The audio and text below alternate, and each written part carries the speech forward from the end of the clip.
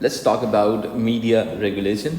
Okay, so whenever we talk about media regulation, we need to understand a basic term, that is media. First, we need to understand the term media, which is a plural of medium, or we can call it medium of communication. Media is a plural of medium of communication. Media is not a singular term, media is a plural term. Okay, it's more about the medium, it's all about the mediums of communication. You need to communicate with the people. Okay, whenever we talk about communication, okay, so we need to understand there are multiple types of communications. Okay, there is one type of communication we used to call one-to-one communication. Communication at individual level. Another one is one-to-many communication.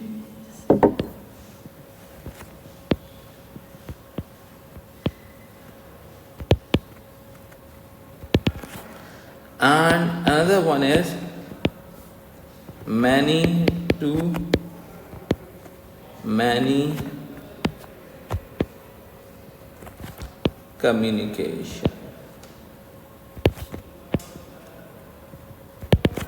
Okay, actually the term media is all about the mediums of communication, how we are communicating with others. One person is communicating to another person, or one person is communicating to hundreds of individuals, or hundreds of individuals are communicating with hundreds of individuals. It is also possible. The regulation is a very broad term. It means to regulate, to control. Okay, to regulate, to control. Regulate stands for कि आपने बताना है what is the legislation for this process. Control, what you can do, what you cannot do. Okay, and there are so many elements related to the regulation. If you talk about control, there must be something like censorship. There is something which we used to call classification. What is the difference between classification and censorship? I will explain it further. Basic समझा देता हूँ. Censorship का मतलब होता है cut कर देना, beep लगा देना. सही है, कोई गंदी बात हो रही है उसको बीप लगा देने का मतलब है आपका censorship. ठीक है. But if you are going to classify that product into 21 plus or 18 plus, that only यानी कि एक adult individual can consume that data. So it means कि भाई this is all about a differentiation between censorship and classification. Whenever we talk about media regulation, it means we need to talk about different mediums of communication. Okay, we need to talk about different mediums of communication. Print, electronic media,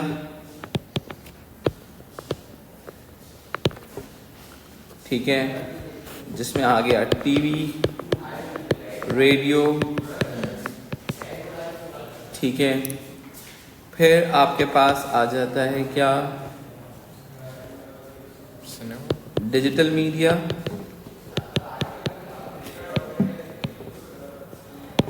जिसको हम social media कहते हैं. Actually in media regulation we need to understand how to regulate all of these things. ठीक है. फिर film, games, got it? So it's all about, there are multiple mediums of communication. In media regulations we need to understand this mediums of communication, how to regulate, manage print media, how to regulate electronic media, how to regulate digital media, films and games. मैंने gamer लिख दिया उसको. ठीक है. Is it clear to you all? We need to understand how to regulate all of these things. If we move forward, we need to understand this very basic concept.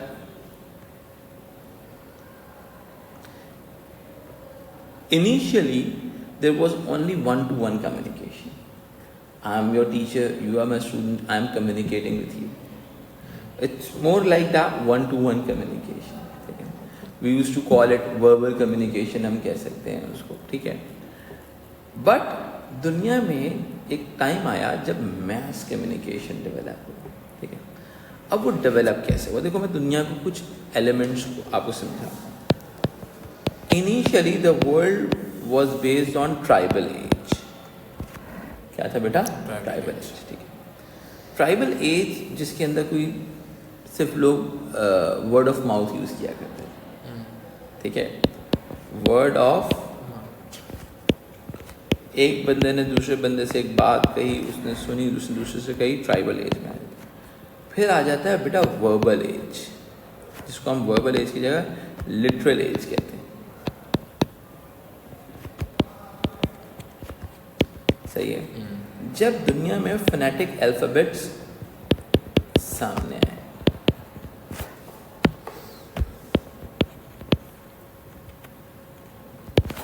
Phonetic alphabets बने. जब phonetic alphabets बने तो we are able to write the speech. पहले हम speech नहीं लिख सकते थे. सही है. सो लिटरल एज मीन्स जब लोग एक चीज को लिखना शुरू हो गए, समझ आएगा.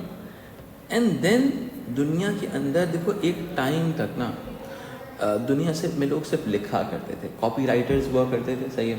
और दुनिया का बहुत ज़्यादा बड़ा लिटरेचर, दुनिया का बहुत बड़ा जो कंटेंट था वो उस दौर में ज़ाया हो गया. सही है. इसकी बिगेस्ट एग्जांपल मैं आपको देता हूँ, सब कंटेंट की एक सबसे बड़ी एग्जांपल देता हूँ मैं आपको.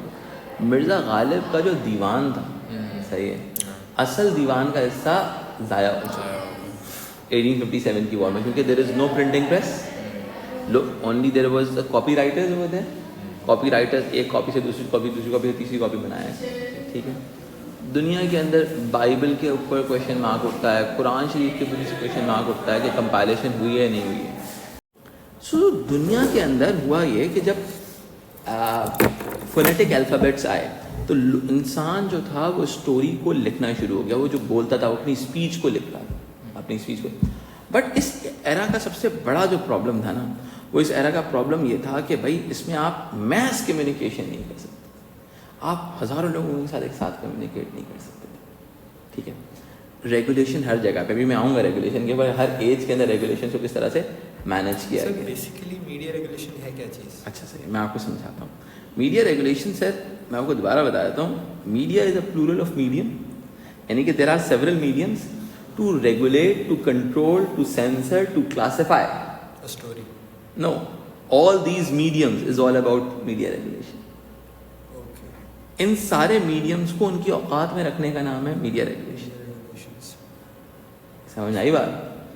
अच्छा, अब मैं थोड़ा सा हिस्ट्री की बात कर रहा था. तो लिटरल एज के बाद दुनिया के अंदर बहुत बड़ी इन्वेंशन होती है जिसको हम कहते हैं क्या बेटा? इसको हम कहते हैं प्रिंट एज. जब दुनिया के अंदर प्रिंटिंग प्रेस बनता है. क्या बनता है बेटा? प्रिंटिंग. सही. अब प्रिंटिंग प्रेस ये वो क्यूट चीज़ थी जिसकी वजह से दुनिया के अंदर मैस कम्युनिकेशन आया. समझ आई बात? आज भी मीडिया के अंदर जो डिग्री मिलती है वो किस में मिलती है? Mass communication. It means you gain the capability to communicate thousands and millions of individuals at one time. ठीक है. अब ऑटोमेटिकली प्रिंट एज के बाद दुनिया में आया इलेक्ट्रॉनिक एज. क्या आया बेटा? ये हिस्ट्री समझाने की जरूरत इसलिए क्योंकि रेगुलेशन को, हिस्ट्री ऑफ रेगुलेशन समझना बहुत जरूरी है. इसकी जो फर्स्ट इन्वेंशन थी that was telegraph. Telegraph was the first invention. उस टेलीग्राफ से क्या हुआ? Communication from one point two another point develop. उस टेलीग्राफ के बाद फिर रेडियो बनता है. उस रेडियो वेव से दुनिया आगे बढ़ के टीवी की तरफ जाती है। अब टीवी किस तरह का होता है, टेरेस्ट्रियल कौन सा होता है, सैटेलाइट कौन सा होता है, हम आपको डिजिटल वेब कौन सा होता है, will explain it further on. ठीक है, ये ज़्यादा चीज़ें हम इकोलॉजी में पढ़ेंगे। दुनिया इलेक्ट्रॉनिक एज से निकल के आई किसके ऊपर, डिजिटल एज में आई, जब दुनिया के अंदर world wide web develop. Actually ये तमाम एजेस इंसानों के दरमियान होने वाले कम्युनिकेशन को रिप्रेजेंट कर रही, और इन तमाम कम्युनिकेशन की बेसिस के ऊपर आपका media, narrative, opinion, belief develop होगा, समझे? और सोसाइटी का हर पार स्ट्रक्चर इन बनते हुए नैरेटिव्स को रोकने की कोशिश करेगा। सही है। अपने ज़माने के जितने फिलोसफर्स थे, ग्रीक फिलोसफर्स थे, प्लेटो हो गया, एरिस्टोटल हो गया, वर्ड ऑफ माउथ फैलाया करते थे। ग्रीक्स को पसंद नहीं आती थी उनकी बातें, बोलते थे भैया एग्जाइल पे चले जाओ तुम लोग। वो उनका मीडिया कंट्रोल था, वो मीडिया रेगुलेशन कर रहे थे। समझ आई बात? एग्जैक्टली। अब देखो ये जो मीडिया होता है ना, ये जो मीडिया होता है, ठीक है, अब ये जो कम्युनिकेशन जब डेवलप हो रहा होता है बेटा, इस कम्युनिकेशन में याद रखिएगा लोगों के ओपिनियंस आते हैं, बिलीव्स बनते हैं, और बिलीव जब मैच्योर होकर सेट्स ऑफ बिलीफ में कन्वर्ट हो जाते हैं तो वो आइडियोलॉजी बन जाती है। समझ में आई बात? और जब वो कम्युनिकेट होते हैं तो वो मल्टीप्लाई होते हैं। आइडियाज जब कम्युनिकेट होते हैं तो वो मल्टीप्लाई होते हैं। बिलीव जब कम्युनिकेट होते हैं तो वो मल्टीप्लाई होते हैं। आइडियोलॉजी में फॉर्मुलेट होते हैं और वो मल्टीप्लाई भी होते हैं, लोगों के पास पहुंचते हैं। अब जब दुनिया के अंदर एक्चुअल में जब हम कम्युनिकेशन लाइंस की बात करते हैं ना, तो अब 1-to-1 communication to individual communication, ठीक है, इसका इम्पैक्ट होता है लेकिन इतना बड़ा नहीं होता। फिर आती है मैस कम्युनिकेशन की बात।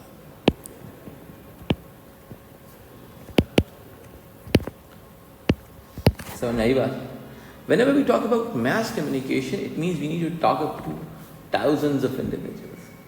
अब हम स्टोरी राइटिंग में उनसे नरेट करते हैं, कभी हम अपनी कहानी उनको किसी न्यूज़ की फॉर्म में सिखाते हैं, कभी अपनी कहानी, अपना नैरेटिव, अपने ओपिनियन किसी सॉन्ग की फॉर्म में सिखाते हैं, गेम की फॉर्म में सिखाते हैं। समझ रहे हैं आप मेरी बात? ठीक है। एंड आपका जो मैनी टू मैनी कम्युनिकेशन है, that is all about social communication. Thousands of individuals are communicating with thousands of individuals. समझ आई बात? Actually, media regulation is all about to regulate and control the communication. सही है? Opinion development, narrative development. समझ में आई बात? Because these opinions or narrative may lead towards a chaos within a society. These communications may lead towards moral panics. These communications may be considered as non-conformist ideas against the power structures. समझ में आई बात? Which is, these ideas may oppose the existing social order, may challenge the social order. Is it clear to you? Societal norm.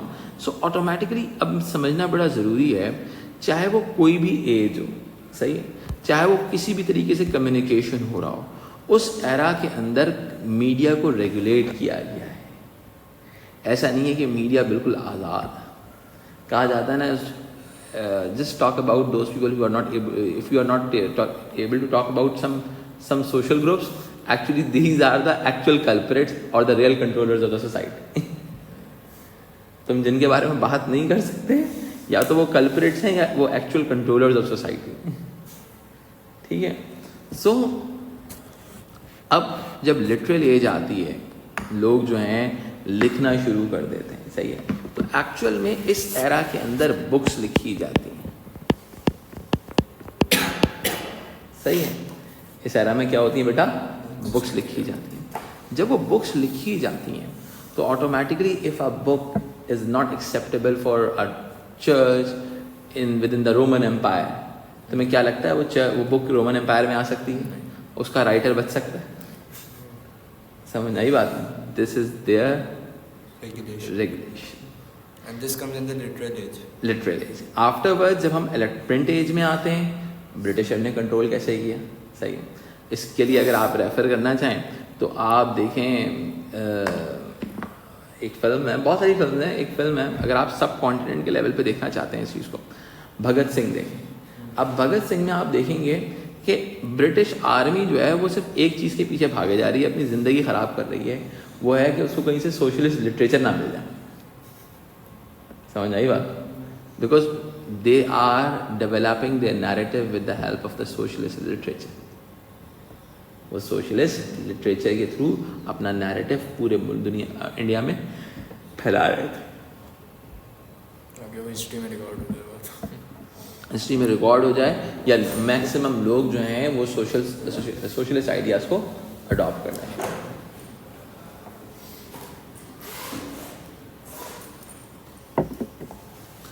Then if you move forward, telegraph radio. अब इसके बारे में बात करते हैं. How they control the telegraph radio TV. Initially all the electronic media is controlled by the state, is managed by the state, is owned by the state. Got it? Is owned by the state, managed by the state. Radio क्या था? आज के आप कहते हो जो private media develop हुआ है वो आप कह सकते हो इंटरनेशनली कुछ इंस्टीट्यूशंस थे but under the control of the governments. ठीक है, बट आप कह सकते हो 70s और 80s के बाद से प्राइवेट इंस्टीट्यूशंस डेवलप हुए properly in terms of electronic media. Previously the most of the media institutions were controlled by the governments. Pakistan में 21st सेंचुरी के स्टार्ट में जाके प्राइवेट चैनल्स को लाइसेंसेस मिले. समझ रहे हैं? प्राइवेट मीडिया से मतलब सर टीवी चैनल्स का. प्राइवेट मीडिया का मतलब ये होता है कि इंडिविजुअली ओन चैनल्स. पहले पीटीवी हुआ करता था. अपने वो तो एक ही था. हाँ, पीटीवी था. तो अब ऑटोमेटिकली जब पीटीवी था, PTV is a government institution. अब वही, अब बिकॉज देखो गवर्नमेंट्स जो होती है ना, they are so much sensitive about the narrative. सही है. अब चाहे वो कोई भी गवर्नमेंट हो, चाहे वो नैरेटिव गवर्नमेंट का नैरेटिव गलत हो लेकिन अपोनेंट पार्टी का नैरेटिव ठीक हो, फिर भी they are actually they need to maintain order within the society. अब automatically for the classification purpose and they want to avoid moral panics, they need to avoid lot of things like that. वो इन तमाम चीज़ों से avoid करने के लिए क्या करते हैं, मीडिया और कम्युनिकेशन लाइंस को मॉनिटर करते हैं. समझ आई बात? तो अब इसमें एक बहुत इंपॉर्टेंट चीज़ होती है आपका रेगुलेशन के अंदर, कंट्रोल के अंदर, जिसको हम कहते हैं मॉनिटरिंग. इसमें एग्जांपल एक वो उसकी पाकिस्तानी ड्रामा था ना, उसकी भी आ सकती है ना, एसपीआर ने जैसे अब वो तो मैं आपको समझाऊंगा कि भाई वो काउंटर नैरेटिव कहते हैं उसको कहते हैं काउंटर नैरेटिव. ठीक है, और काउंटर नैरेटिव पूरी दुनिया में बनता है. इंडिया भी बनाता है. इंडिया ने अगर मैं इंडिया की बात करूँ तो इंडिया के अंदर बॉर्डर फिल्म बनी थी, संडे से आते हैं हमें तड़पाते हैं, छुट्टी आती है. गदर. हाँ, गदर, बहुत सारे नैरेटिव्स बने हैं. ठीक है, और अब क्या होता है, this is called counter narrative. अभी मैं आगे जाके पढ़ाऊंगा कि किस तरह से आप रेगुलेशन की तरफ जब जाते हो, जब नैरेटिव को काउंटर करना होता है. सही है, तो नैरेटिव को काउंटर कैसे किया जाता है. अब देखें, अब हमने कहा to monitor, to regulate, to control the communication and, तो ऑटोमेटिकली प्रिंट रेगुलेशंस को मैनेज करना डिफरेंट होगा, इलेक्ट्रॉनिक मीडिया को रेगुलेट मैनेज करना डिफरेंट होगा. ठीक है, डिजिटल का अलग होगा, फिल्म्स होगा अलग होगा, गेम्स को अलग होगा. देखो मैंने आपको पहले पूरा बैकग्राउंड बना के दिखाया कि ये प्रिंट पे अचानक से ओवरनाइट बात नहीं आ गई थी. प्रिंट से पहले दुनिया ट्राइबल एज में भी एग्जिस्ट करती थी, वहाँ पर अपनी तरीके से रेगुलेशंस को मैनेज किया जाता है. फिर दुनिया लिटरल एज में आती है, दुनिया के अंदर वहाँ पे उसको डिफरेंट तरीके से लोगों ने एज कंटेंट को कंट्रोल करना शुरू किया. फिर ये एक्चुअल में हम जिन तमाम कम्युनिकेशंस की बात कर रहे हैं ये मैस कम्युनिकेशंस में आते हैं. सब कवर हो जाता है. नहीं, सब कवर होने की बात नहीं है. मैस कम्युनिकेशन का मतलब है वन टू मैनी कम्युनिकेशन. सही है, मैस कम्युनिकेशन और social communication. Social communication means a communication based on social networks. Communication based on social networks, ठीक है। सो ऑटोमेटिकली हम इन तमाम नैरेटिव्स को आहिस्ता आहिस्ता बिल्ड करेंगे और उनको फर्दर लेवल पे पढ़ेंगे। Now we need to understand the core definition of media regulation, and we need to understand the components based on this definition. Regulation, to regulate something, to regulate. Regulate is not a single word कि मैं कहूँ कि regulate का मतलब ये होता है कि to ban anything. To ban anything is a component of regulation. सही है? It's more like our rules and regulations. It's more about the conformist pattern of living. कि भाई as per the regulation you need to do this. Regulation sets the conformist standards. Regulation sets the conformist standards. If we move forward, regulation refers to the whole process of control or guidance. पहला element है the process of, we need to understand all these things in our topic. Control or guidance. Okay? Sir, this refers to the parental controlling or what? It's more about the state controlling. It's not about the individual parent one. It's more about the state, how the state is controlling. ठीक है? अब the process of control or guidance. If I'm going to say this thing, there is a process. There is a process. So automatically process मुंह उठा के नहीं चला जाता. Process जो होता है, it must be based on what? Established rules. कुछ रूल्स होते हैं प्रोसेस के, ये नहीं उठा के भाई लेट्स सपोज आपने जो है बहुत सिंपल सी बात है, if you want to fry an egg, अगर आप उसको if you are going to fry the egg with water, what will happen? Fry the egg with water. It's not gonna work ना, ठीक है। There must be established rule for that. If you want to fry it, you need to put oil over there, ठीक है। So automatically media communication करने का भी एक rules and regulation, समझ में आई बात? अब लेट्स सपोज एक बंदा टेलीविजन पर आके सही है फेक न्यूज़ फैला रहा है, सही है, फेक न्यूज़ फैला रहा है तो उसका मतलब ही is breaking the established rule, उसको थोड़ा सा इंसान बनाने की ज़रूरत है, सही है। Regulation refers to the whole process of control and guidance by established rules and procedures.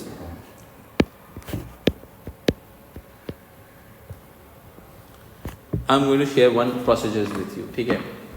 PEMRA regulations जो हैं पाकिस्तान में, Pakistan electronic media regulatory authority जो है, पैमरा रेगुलेशंस के मुताबिक आपने अपनी लाइव ट्रांसमिशंस में डिले रखना है। क्या रखना है? डिले का मतलब ये है कि आप, ताकि आपके मास्टर कंट्रोल रूम या फिर आपके टीएक्स के पास या प्रोजेक्ट कंट्रोल रूम के पास इतना मार्जिन हो कि जब अगर कोई गलती हो जाए, कोई ब्लंडर हो जाए, कोई प्रॉब्लम हो जाए, सही है, तो वो उसको कट कर सके। This is a part of media regulations, ठीक है। आप चाह कर भी हाई टेक लगा के आप चाहो कि डिले को मिनिमाइज कर दो, तो आप मिनिमाइज जानबूझ के नहीं कर सकते, बिकॉज इफ़ यू, अगर किसी ने कोई लाइव शो में कोई ऐसी वैसी हरकत कर दी, the PEMRA is gonna sue you. PEMRA कहता है you are responsible, you need to establish the processes to control the content. समझ नहीं बात? जबकि मोस्ट ऑफली डिले ज़्यादा नहीं होता, डिले नहीं ज़्यादा होता है, 30 सेकंड 35 सेकंड में डिले मेंटेन किया जाता है एज पर द रेगुलेशन। अब वो करें ना करें, वरना 7 सेकंड एज पर टेक्नोलॉजिकल डिले जो होता है वो 7 सेकंड का होता है सेटेलाइट ट्रांसमिशन के अंदर, 5 से 7 सेकंड में। अच्छा, अब इसमें एक और चीज़ होती है। अब जैसे मैं इसको एक इंसिडेंट बता देता हूँ। ARY का शो था काशिफ अब्बासी का, सही है, उसके अंदर फैसल वाडा साहब ने बूट उठाया और टेबल पर रख दिया। दिस एक्शन, सही है, अब ये सोफिस्टिकेटेड एक्शन तो नहीं है ना यार, इंसान तो ऐसी हरकतें नहीं करते। फैसल वाडा साहब बड़े इंसान हैं वो, ठीक है, जब आप लाडले होते तो कुछ भी कर सकते हो, ठीक है। अब मज़े की बात ये हुई कि 40 दिन के लिए पैमरा ने काशिफ अब्बासी को ऑफ एयर कर दिया।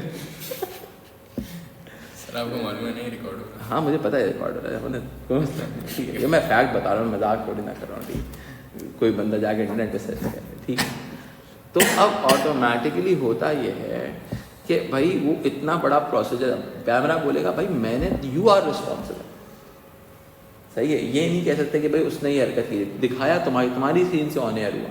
तो अब EX ने क्यों नहीं काटा, या फिर जो आपका MCR मास्टर कंट्रोल रूम था वहाँ पर कट क्यों नहीं लगा। प्रोसीजर ये कहता है, समझ में आ गई बात, ठीक है। यानी कि ड्यू डिलिजेंस जिसको हम कह रहे हो, ठीक है भाई, प्रोसेसेस क्या है, क्लियर हो गई बात, ठीक है। बहुत सिंपल सी चीज़ है, यानी कि देखो दुनिया में हर चीज़ के कुछ रूल्स एंड रेगुलेशंस होते हैं, तो मैं बचपन से रूल्स एंड रेगुलेशन सिखाया जाता है। How to open a gate, घर का गेट कैसे खोलते हैं, अम्मा पापा ने प्रोसेस बताया ना। अगर तुम फौरन घर जाओ, अब्बू घंटी बजाएं, फौरन गेट खोलो, तुम छोटे हो, तुम डांटेंगे ना भाई तुम्हें, Y didn't you follow the established rules and procedures, clear हो गई बात। तो अब रेगुलेटर भी मीडिया को बोलेगा भाई जब मैंने तुम्हें एक प्रोसीजर बताया है तो don't be over smart, follow this, सही है। अब क्योंकि देखो जब आप प्रोसीजर बना रहे होते हो ना, या फिर ड्यू डिलिजेंस बना रहे होते हो, तो आप बताते हो कि भाई SOPs जिसको हम कहते हैं, स्टैंडर्ड ऑपरेटिंग प्रोसीजर्स, तो ऑटोमेटिकली आप उसमें तमाम फैक्टर्स को एनालाइज करके बैठे हो। अब पैमरा ने जो रूल बनाया हुआ है भाई, channel is responsible, media house is responsible, whatever the content is going on the screen, so you need to cut if there is any problem. आप देखते हो कोई खतरनाक बात करना शुरू करता है, गैस अचानक से ब्रेक आ जाती है ठीक है, तो वो automatically the process of control और गाइडेंस की बात है। By establish rules and processes, government and other political administrative authority. अब कौन कौन इस प्रोसेस का शिकार है, कुछ कराने वाले हैं, एक है गवर्नमेंट,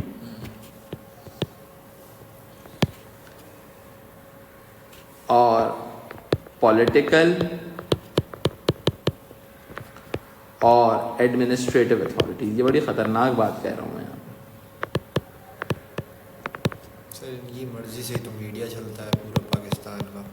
बेटा पाकिस्तान का मीडिया इस पाकिस्तान से अच्छी तो केस स्टडी दुनिया की हार्वर्ड में पढ़ाई जाएगी पाकिस्तान की केस स्टडी, आप टेंशन ना लो मीडिया रेगुलेशन के अंदर। वाकई में सर, पिछले दिनों एक टीचर मुझसे बात कर रहे थे, उन्होंने कहा कि यार बड़ी यू थिंक पाकिस्तान को पढ़ाना चाहिए। मैंने कहा सर ये तो आप हार्वर्ड में पढ़ाई जाएगी ये केस स्टडी, सच बता रहा हूँ आपको एक्चुअली पढ़ाई ये कोई इसमें कोई रॉक जो अगर किसी बंदे ने 21st सेंचुरी में मीडिया रेगुलेशन पढ़ना है और वो पाकिस्तान को पढ़े बगैर पढ़ रहा, तो उसको तो डिग्री नहीं ऑफर होने वाली है, सीधी सी बात है ना।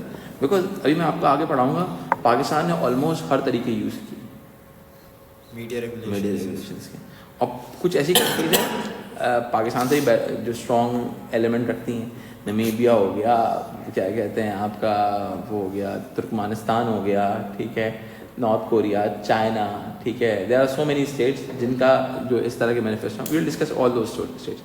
गवर्नमेंट और पॉलिटिकल और administrative authorities to all kind of media activities apply them, ठीक है। It has their goal, for example intervention to protect a stated public interest. अब ये समझाते हैं, अब ये सारी अथॉरिटीज क्या करती हैं, इंटरवेंशन करती हैं, इंटरवीन करती हैं। इंटरवेंशन टू प्रोटेक्ट, इंटरवेंशन किसके लिए हो रही है, टू प्रोटेक्ट, सही है।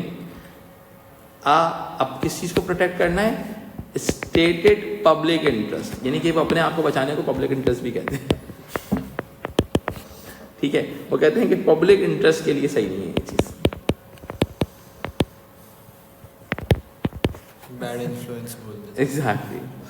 आपके बच्चों का हम पे हमारे बच्चों आपके बच्चों का हमारे बच्चों में बुरा असर पड़ेगा, सही है, हमारे बच्चों तो नहीं, ठीक है।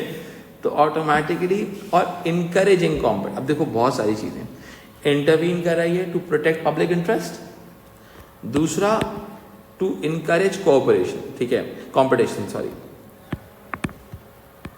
अब मैं आपको बताता हूँ गवर्नमेंट क्या करती है, ये लाइसेंसिंग के साथ खेलती है, ठीक है।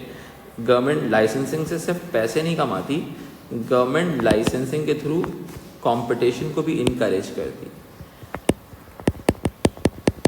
How to encourage competition, it's a very simple thing भाई। लेट्स सपोज आप how many 3G licences you are offering, how many 3G licences you are offering, ठीक है।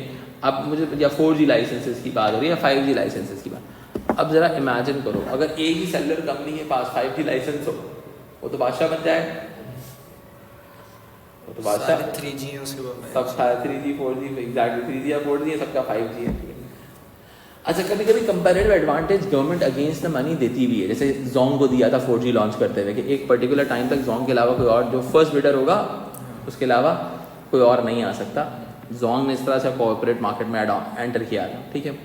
तो गवर्नमेंट क्या करती है, टीवी चैनल्स हो गए, उसके अंदर भी डिफरेंट सेगमेंट्स के जो लाइसेंसेस होते हैं वो लाइसेंसेस गवर्नमेंट इसी तरह से इशू करती है कि मल्टीपल लाइसेंसेस, सही है। ये नहीं हो कि किसी एक ही बंदे के पास सारे लाइसेंसेस चले गए तो ऑटोमेटिकली क्या होगा, वो फिर मैनिपुलेट करेगा भी, सही है।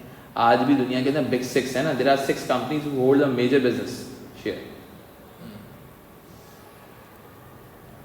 अराउंड द ग्लोब या हमारे country, around the, actually American market जो होती है वो पूरी ग्लोबल मार्केट को फिल्म के हवाले से लीड करती है, फॉक्स न्यूज़ कॉर्प, सही है। Actually it's more about Comcast, ठीक है, Disney, Universal, sorry Comcast, Disney, Sony, Viacom, CBS जिसको हम पैरामाउंट कहते हैं, and Warner Media, Sony, Sony हो गया, उसके अलावा न्यूज़ कॉर्प, ठीक है, जिसका पहले 20th Century Fox था, but now that 20th Century Fox was purchased by Disney against the $54 billion, okay.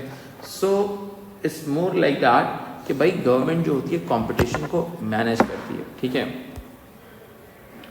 और गवर्नमेंट का काम क्या होता है, गवर्नमेंट का काम होता है एक मार्केट को एक इफेक्टिव मीडिया मार्केट बनाए।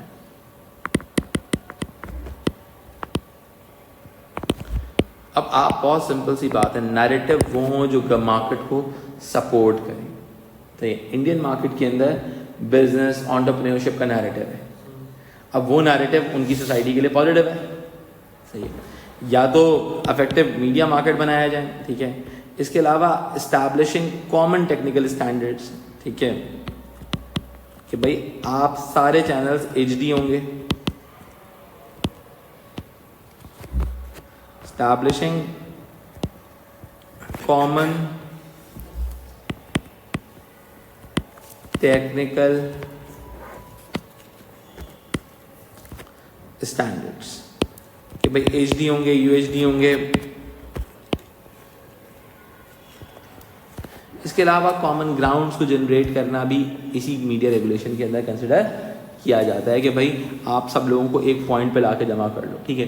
आज भाई बहुत सिंपल, इंडिया के अंदर क्या नैरेटिव चल रहा है, इंडिया के मीडिया के ऊपर business shows, business ideas, entrepreneurship. Pakistan के अंदर हमारे यहाँ फिलहाल चल रहा है 9 मई को हमने पोस्ट करना, 9 मई की मजम्मत करना ज़रूरी है, ठीक है, ज़रूरी है यार, क्या हो गया, सही है। तो अब बहुत सिंपल सी बात है कि अगर आप, तो this is all about the common technical standards also, this is more about the narrative also कि भाई क्या नैरेटिव है, ठीक है।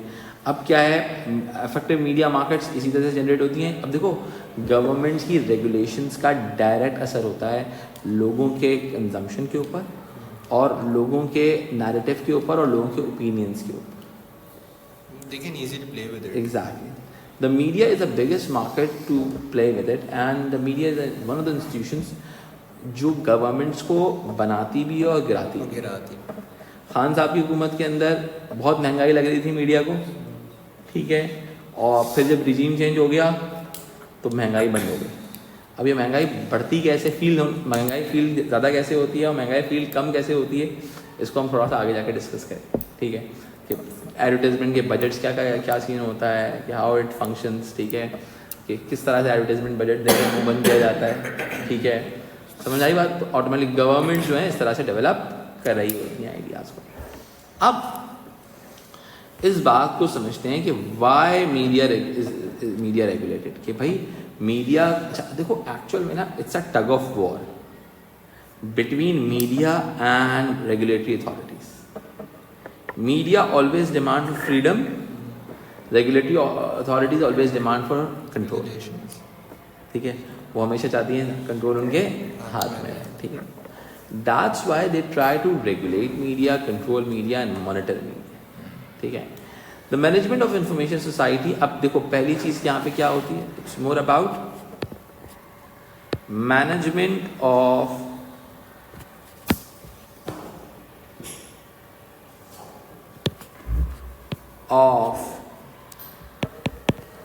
इंफॉर्मेशन, यानी कि जो इंफॉर्मेशन हो रही है वो मैनेज हो, फेक न्यूज़ ना हो जाए विद, अब देखो मेरी, with very high dependence on all forms of communication, कि जब कम्युनिकेट हो रही है कोई चीज़ तो भाई उसके अंदर मीडिया को रेगुलेट इसलिए किया जाता है कि भाई मैनेज किया जाए उस इन्फॉर्मेशन को। अब मैनेज में सेंसरशिप भी आ सकती है, न्यूट्रलाइज करना भी आ सकता है, कुछ भी आ सकता है। फिर इसके अलावा दूसरी चीज़ होती है प्रोटेक्शन ऑफ पब्लिक ऑर्डर। अब आपको पता है इस चीज़ के थ्रू सर पब्लिक ऑर्डर क्या होता है? पब्लिक ऑर्डर यानी कि लोगों का क्योस ना पैदा हो जाए, सही है। अब ऑटोमेटिकली पब्लिक ऑर्डर को मेंटेन करना बड़ी ज़रूरी चीज़ होती है। एक ज़माने में जब बड़े कोई ब्लास्फेमी वाले एलिमेंट चल रहे थे तो हर किसी को ब्लास्फेमी के एलिमेंट नज़र आ रहे थे लोगों को। अगर जब मीडिया कर रहा था तो पब्लिक ऑर्डर पूरा डिस्टर्ब हो गया था जिसकी वजह से। अब फिर मीडिया को कहा गया कि भाई इंसान के बच्चे बनो, ये इतने ब्लास्फेमी के इंसिडेंट को रिपोर्ट नहीं करो, रिपोर्ट करोगे तो फिर लोगों का पब्लिक ऑर्डर मेंटेन करना मुश्किल हो जाएगा, सही है। यानी कि ब्लास्फेमी हुई थी डेनमार्क और नॉर्वे के अंदर, पाकिस्तानियों ने अपने सिनेमा जलाए थे, कैप्री जलाया था, निशाद जलाया था, सबसे अच्छा निशाद सिनेमा था, क्लास का सिनेमा था, ठीक है। The protection of public order and support for the instruments of government and justice, ठीक है।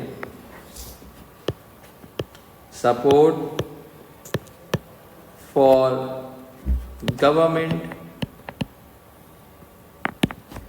एंड जस्टिस, ठीक है। अब आता है the protection of individual and sectional rights, ठीक है। अब आती है बात द प्रोटेक्शन ऑफ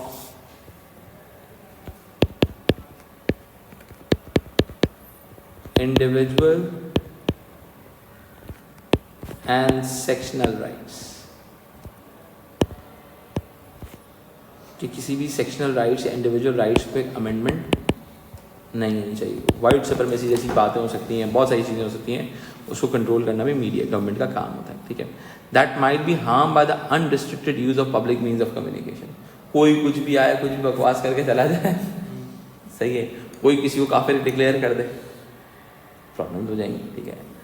अब क्या हुआ ऑटोमेटिकली, अब इस चीज़ को आगे लेके चलते हैं। The promotion of efficiency and development of communication system by the way technical standardisation, यानी कि टेक्निकल स्टैंडर्डाइजेशन बहुत ज़रूरी होती है। अब कंट्री की जो रिप्रेजेंटेशन होती है ना, वो मीडिया के थ्रू होती है। आप टर्की के चैनल्स उठा के देख लो,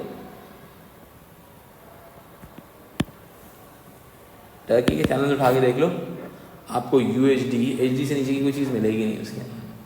एंड उनकी प्रोडक्शन, टेक्निकल अंडरस्टैंडिंग बहुत ज़बरदस्त है, ठीक है। फिर क्या होता है, इनोवेशन को प्रमोट करना।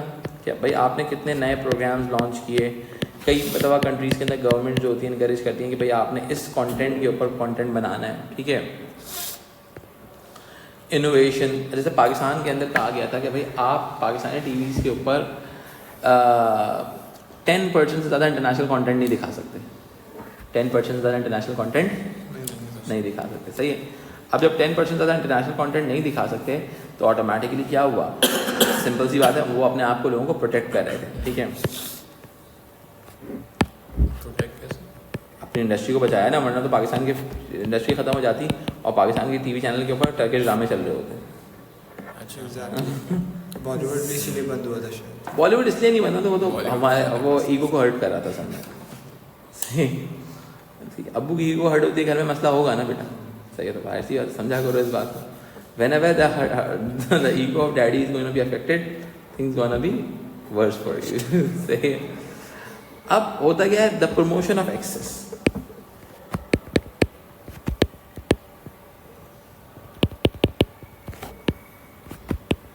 Access. अब देखो बहुत सिंपल सी है, the promotion of access, freedom to communicate, ठीक है, diversity and universal provision, सही है। अब ये बहुत क्यूट से वर्ड है, इनको समझाना बड़ा ज़रूरी है। पहला क्या है, द प्रमोशन ऑफ एक्सेस। क्या आपको लोगे कि हर बंदा गवर्नमेंट को रिपोर्ट कर सकता है, जैसे कैमरा के अंदर आप रिपोर्ट कर सकते हो, ठीक है। फ्रीडम टू कम्युनिकेट, यानी कि हर बंदे को होना चाहिए कि भाई जो तुम चाह रहे हो वो तुम बोल सकते हो। अब बोल सको नहीं बोल सको बात अलग है, लेकिन फील ही आनी चाहिए, ठीक है। Freedom to communicate, diversity,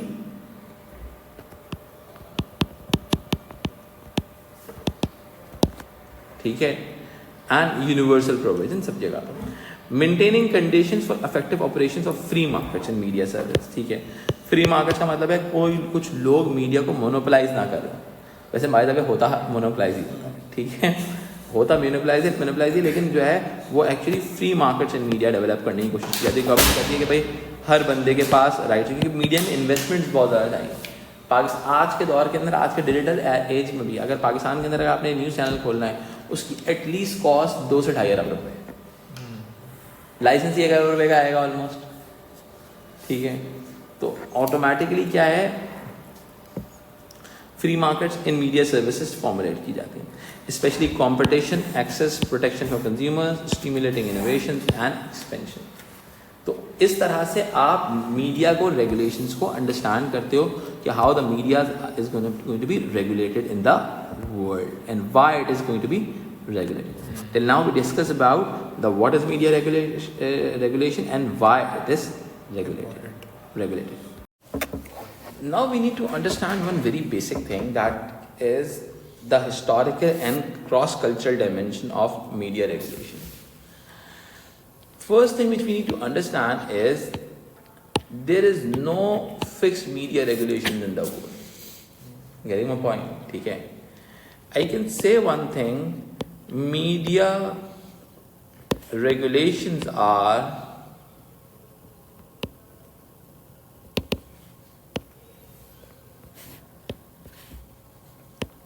socially constructed, यानी कि हालात की बेसिस के ऊपर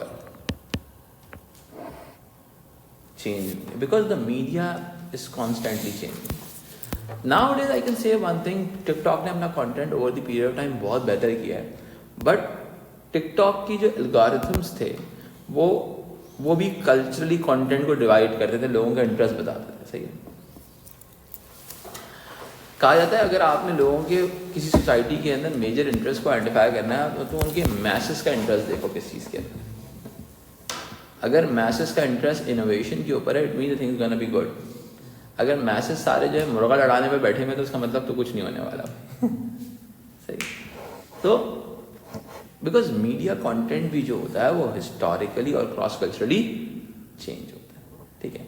हमने इससे पहले डिस्कस किया था कि भाई दुनिया के अंदर टाइम टू टाइम किस तरीके से मीडिया रेगुलेशंस चेंज हो रही हैं. समझ आई बात. ठीक है. एक ज़माना मिडीवल टाइम का है,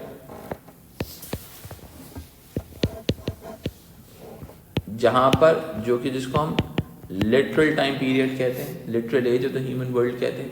किताबों को बैन किया जा रहा है मिडीवल टाइम के अंदर. चर्च को जो चीज़ पसंद नहीं है बैन कर दी. मुस्लिम्स एम्पायर इमामों को जो चीज़ पसंद नहीं है, कैलिफेट को जो पसंद नहीं है वो तो लटका दिया गया. ठीक है. मिडीवल टाइम के बाद दुनिया के अंदर इंडस्ट्रियलाइजेशन आती है, जिसके बाद आपका प्रिंट एज स्टार्ट हो जाता है. ऐसा ही है. अब इसकी रेगुलेशंस डिफरेंट तरीके से होंगी. सही है. फिर इलेक्ट्रॉनिक मीडिया आता है जिसको हम पोस्ट इंडस्ट्रियल टाइम पीरियड कहते हैं. समझ नहीं बात. फिर आपका डिजिटल एज आ जाता है. ये तो एक डायमेंशन हो गई रेगुलेशन की, हिस्टोरिकल डायमेंशन के टाइम टू टाइम रेगुलेशंस कैसे चेंज होती है. लेकिन हर सोसाइटी के अंदर एक वक्त के अंदर भी जो रेगुलेशंस होती हैं वो हर सोसाइटी में चेंज हो सकती है. ठीक है. जिसको हम कहते हैं सोसाइटी टू सोसाइटी. इसके लिए केस स्टडी करते हैं अच्छे से, फिर समझ में आएगा. अगर हम आज प्रेजेंट टाइम के अंदर मीडिया रेगुलेशंस को एनालाइज करें, ठीक है, तो हम एक चीज़ होती है, हम कहते हैं प्रेस फ्रीडम के थ्रू आइडेंटिफाई करते हैं कितना ज़्यादा फ्रीडम है आपकी दुनिया के अंदर. आपकी दुनिया में कितना फ्रीडम है. सही है. अब मोर फ्रीडम, सही है, या फिर लेस फ्रीडम. अब इसका ना एक इंडेक्स होता है. क्या होता है बेटा? इंडेक्स होता है. ठीक है. जिसको हम कहते हैं वर्ल्ड प्रेस फ्रीडम इंडेक्स. बेटा ये इसको समझना बहुत ज़रूरी है. ये एग्जाम में इतनी प्यारी एग्जाम्पल है ना, सही है. एग्जामिनर खुश हो जाएगा, बोलेगा भाई बंदे को सब आता है इसका. ठीक. सही है. एक इंस्टीट्यूशन है पूरी दुनिया में, एक इंटरनेशनल ऑर्गेनाइजेशन है, इसको कहते हैं रिपोर्टर्स बियॉन्ड द बॉर्डर्स. ठीक है. World Press Freedom index release होता है बाय रिपोर्टर्स बियॉन्ड बॉर्डर्स। जब आप एग्जाम देने जाओ तो एक बार अपने पास इसको एक बार रिसर्च भी कर लीजिएगा। अभी मैं आपको एक बेसिक आइडिया दे देता हूँ इसके अंदर किस तरह से एनालिसिस को जनरेट करना है आपने, ठीक है। वर्ल्ड प्रेस फ्रीडम इंडेक्स आपको बताता है दुनिया में कहाँ पर कितना प्रेस फ्रीडम है, कहाँ पर प्रेस फ्रीडम ज़्यादा है, कहाँ पर प्रेस फ्रीडम कम है। देखिए, more freedom more education, less freedom lesser education lesser innovation. दुनिया की वो कंट्रीज जहाँ पर फ्रीडम ऑफ स्पीच ज़्यादा होता है वहाँ पे क्रिएटिविटी भी ज़्यादा होती है। जहाँ पे फ्रीडम ऑफ स्पीच कम होता है वहाँ पे क्रिएटिविटी कम होती है। वो कौन है, नेशन ज़्यादातर कॉपी कैट होती है, ठीक है। अब मैं इसको समझाता हूँ आपको वर्ल्ड प्रेस फ्रीडम। अब आती है टॉप रैंकिंग। क्या आती है बॉस? Top ranking. ठीक है। टॉप रैंकिंग में क्या चीज आती है? बहुत ही सिंपल सी बात है, ये वो कंट्रीज हैं बेटा जो कि टॉपर्स कंट्री है, मैक्सिमम फ्रीडम ऑफ स्पीच। क्या है बेटा? Maximum freedom of speech.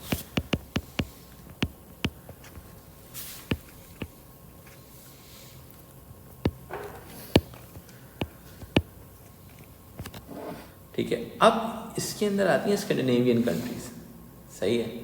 Top ranking में आती हैं सारी स्कैंडिनेवियन, डेनमार्क, नॉर्वे, स्वीडन, सही है। अब आप देखोगे इन्हीं कंट्रीज के अंदर ब्लास्फेमी के भी इंसिडेंट है, ब्लास्फेमी के, बिकॉज ये कहते हैं कि भाई ये इतना फ्रीडम ऑफ स्पीच पे रखते हैं कि तुम कुछ भी कर सकते हो, ठीक है। लेकिन दुनिया की क्रिएटिव तरीन कौम है, डेनमार्क हो गया, नॉर्वे हो गया, स्वीडन हो गया, ये सारे दुनिया में अपना डिज़ाइन एक्सपोर्ट करते हैं। क्या एक्सपोर्ट करते हैं? डिज़ाइन। अगर आपने ब्रांड का नाम सुना हो, क्या नाम है उसका, आइकिया। आइकिया स्वीडिश ब्रांड है।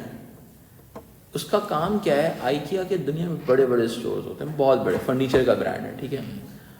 एक्चुअल में उसका सिर्फ और सिर्फ design, IKEA is a design company, IKEA is a design company, nothing else. पूरी दुनिया में प्रोडक्शन करवाते हैं, सिर्फ डिज़ाइन करते हैं स्वीडन में बैठ के, ठीक है।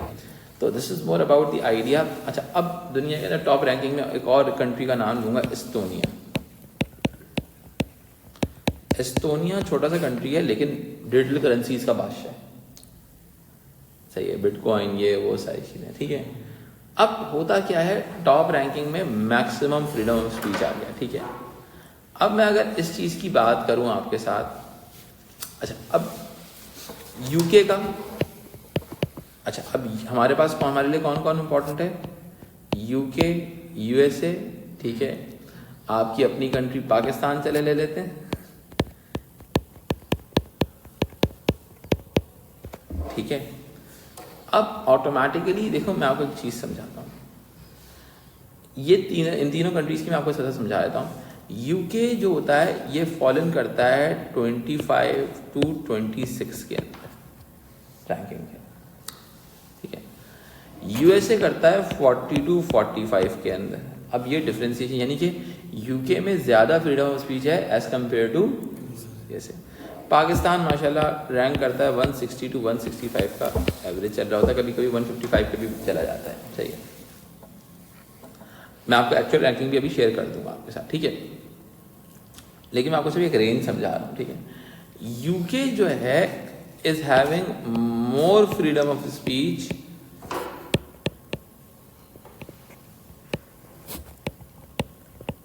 एज कंपेयर टू यूएसए, ठीक है। अब यूके में ऐसा क्या कारनामा है कि जिसकी वजह से वहाँ पे फ्रीडम ऑफ स्पीच ज़्यादा कंसिडर की जा रही है, freedom world Press Freedom index ज़्यादा में ऊपर आ रहे हैं, क्यों? देखो, दुनिया के अंदर जब कोई बंदा इन्वेस्टमेंट्स करते हैं ना, तब भी वो ये चीज़ देखते हैं कि वहाँ पे फ्रीडम ऑफ स्पीच कितनी है। अब नेटफ्लिक्स जो है नीदरलैंड के अंदर रजिस्टर्ड है, समझ रहे हो मेरी बात? बिकॉज फ्रीडम ऑफ स्पीच है, पाकिस्तान में रजिस्टर कराएंगे तो क्या होगा? अटैक हो जाएगा थोड़े दिन के अंदर उसके ऑफिस के ऊपर, ठीक है। यूके के अंदर एक्चुअली क्या है, इंडिपेंडेंट मीडिया रेगुलेटर है। क्या है बेटा? इंडिपेंडेंट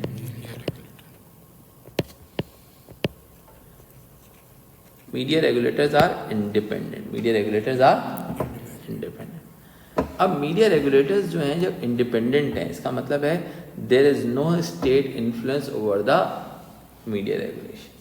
अभी हम आगे जाके यूके के रेगुलेशंस पढ़ेंगे तो समझ में आएगा हमें, ठीक है। यूएसए में गवर्नमेंट रेगुलेशंस हैं, गवर्नमेंट रेगुलेटर है, ठीक है।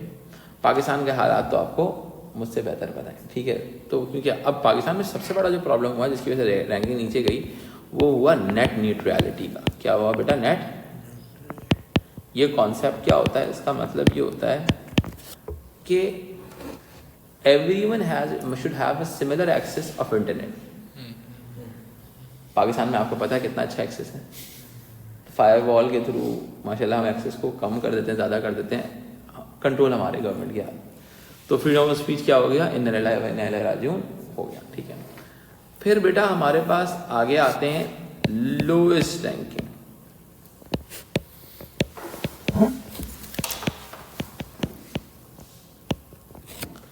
अब इसमें तीन चार कंट्रीज आते हैं, ठीक है। नॉर्थ कोरिया, चाइना ने अपनी रैंकिंग थोड़ी सी बेहतर की है पिछले सालों में, लेकिन है नीचे से ही टॉप कर रहे हैं वैसे भी, ठीक है। वैसे पहले तो बिल्कुल नीचे से टॉप करते थे, ठीक है। तुर्कमानिस्तान, रशिया का इसके ऊपर आता है थोड़ा सा, ठीक है। ये वो कंट्रीज हैं जो कि लोएस्ट रैंकिंग रखते हैं, सही है। इसको हम कह सकते हैं मिनिमम फ्रीडम ऑफ स्पीच। इन्होंने टेक्नोलॉजी इस्तेमाल की अपने लोगों को कंट्रोल करने के, ठीक है। अब इसको देख के आपको क्या अंदाजा हो गया? अब क्रॉस कल्चरल एनालिसिस समझ में आ रहा है? दुनिया के एक हिस्से में क्या है बेटा? दुनिया के एक हिस्से के अंदर फ्रीडम ऑफ स्पीच ज़्यादा है, दुनिया के एक हिस्से में फ्रीडम ऑफ स्पीच कम है, ठीक है।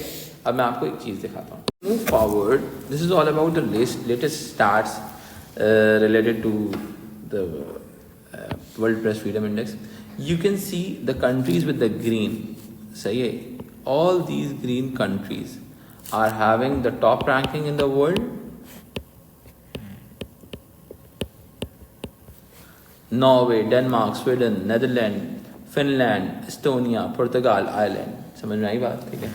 And then you are having some European countries like Switzerland, Germany, Luxembourg, Latvia, Lithuania, Canada, सही है। अच्छा, अब ये सारे कंट्रीज़ वो हैं जिनके, अब देखो ये ब्लू येलोज़ में जो आ रहे हैं ये वो कंट्रीज़ हैं ज़्यादा जिनकी फ्रीडम ऑफ स्पीच बेहतर है उसके बाद, ठीक है। ये वो कंट्रीज़ हैं, ठीक है,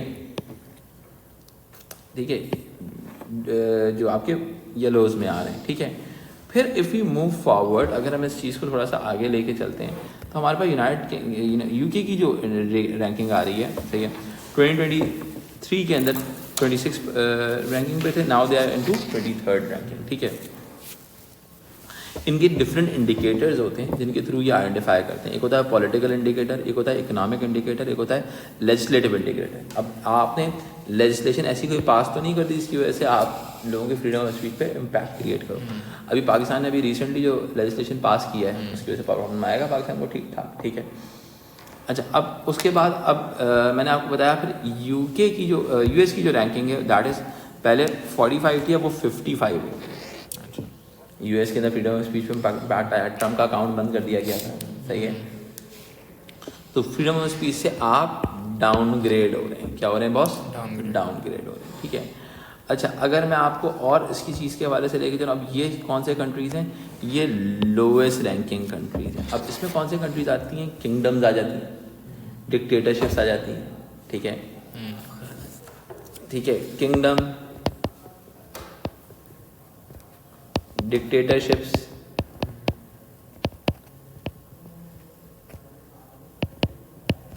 हाइब्रिड स्टेट्स भी इसी में फॉलन कर रही होती हैं। हाइब्रिड स्टेट्स क्या होती हैं? कहने को पॉलिटिकल गवर्नमेंट है लेकिन the cute country example is your country Pakistan, ठीक है। हाइब्रिड स्टेट्स, ठीक है। सऊदी अरबिया, सही है। Belarus, Cuba, Iraq, Egypt, Myanmar, China, Bahrain, ठीक है। Vietnam, Turkmenistan, Iran, north Korea, Afghanistan, Syria and Eritrea. ये एक अफ्रीका का कंट्री है, ठीक है, जिसके अंदर बहुत बड़ा, ठीक है। तो यानी कि जो फ्रीडम ऑफ स्पीच को कंट्रोल करना चाहते हैं, ठीक है। So this is all about the indicators you are having to control the to explain the freedom of speech. now you guys need to understand this concept, how to write about this case study. ठीक है, this is a very important case study. ठीक है, because world Press Freedom index के बारे में जब आप लिखते हो तो आप एक पूरा क्रॉस कल्चरल एनालिसिस का व्यू दे सकते हो कि भाई दुनिया में मीडिया रेगुलेशंस कितनी स्ट्रिक्ट हैं और कितनी स्ट्रिक्ट नहीं. ठीक है, और कितना मीडिया रेगुलेशन ज़रूरी है. ठीक है, यूके किस तरह से रेगुलेट कर रहा है, आपकी जो स्कैंडिनेवियन कंट्रीज हैं वो किस तरह से रेगुलेट कर रही हैं. अब वो जिनके पास जिनकी रैंकिंग अच्छी है, हाउ दे आर डूइंग, और जिनकी रैंकिंग अच्छी नहीं है, how they are doing. Clear हो गई बात. ठीक है, अब वो किस तरह से किसी चीज़ को मैनेज करते हैं, इस चीज़ को देखना सबसे इम्पॉर्टेंट है. You must need to understand how to analyse this particular part. Okay, whenever you are talking about strict regulations, you can use examples of lowest ranking countries. ठीक है, whenever you are going to talk about the freedom of speech, you need to talk about the countries having maximum freedom of speech, like Scandinavian countries, stuff like that. ठीक है, तो ये case study ऐसी case study है जो मैं सबसे पहले शुरू में इसीलिए कराता हूँ बिकॉज इससे आपका एनालिसिस बिल्ड होता है. ठीक है, आप अच्छा एनालिसिस कर सकोगे. अगर आप अच्छा एनालिसिस करोगे you will definitely able to write well afterwards. ठीक है जी. Now moving forward, we need to understand multiple mediums related to regulations. We need to understand multiple mediums related to regulations, particularly with the context of the UK. सही? Like what? बहुत simple सी बात है. What mediums we will be studying? That is all about print media,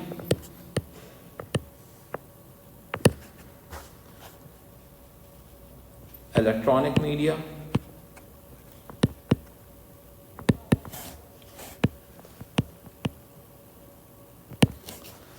digital media,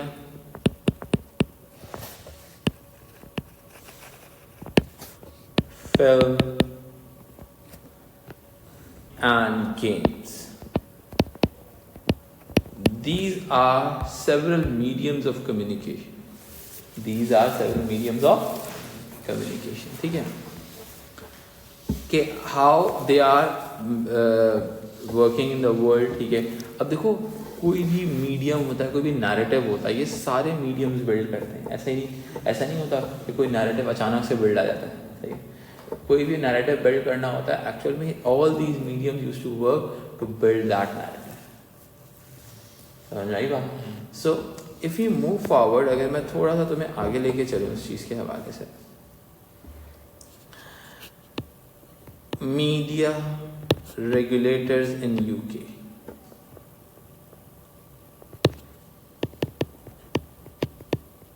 ठीक है, media regulators in UK.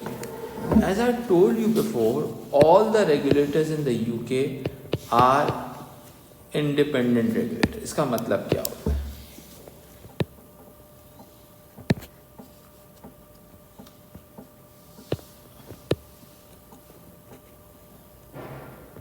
सही है, independent regulator का मतलब ये होता है, पहली चीज वो सेल्फ फंडेड होगा. क्या होगा बेटा?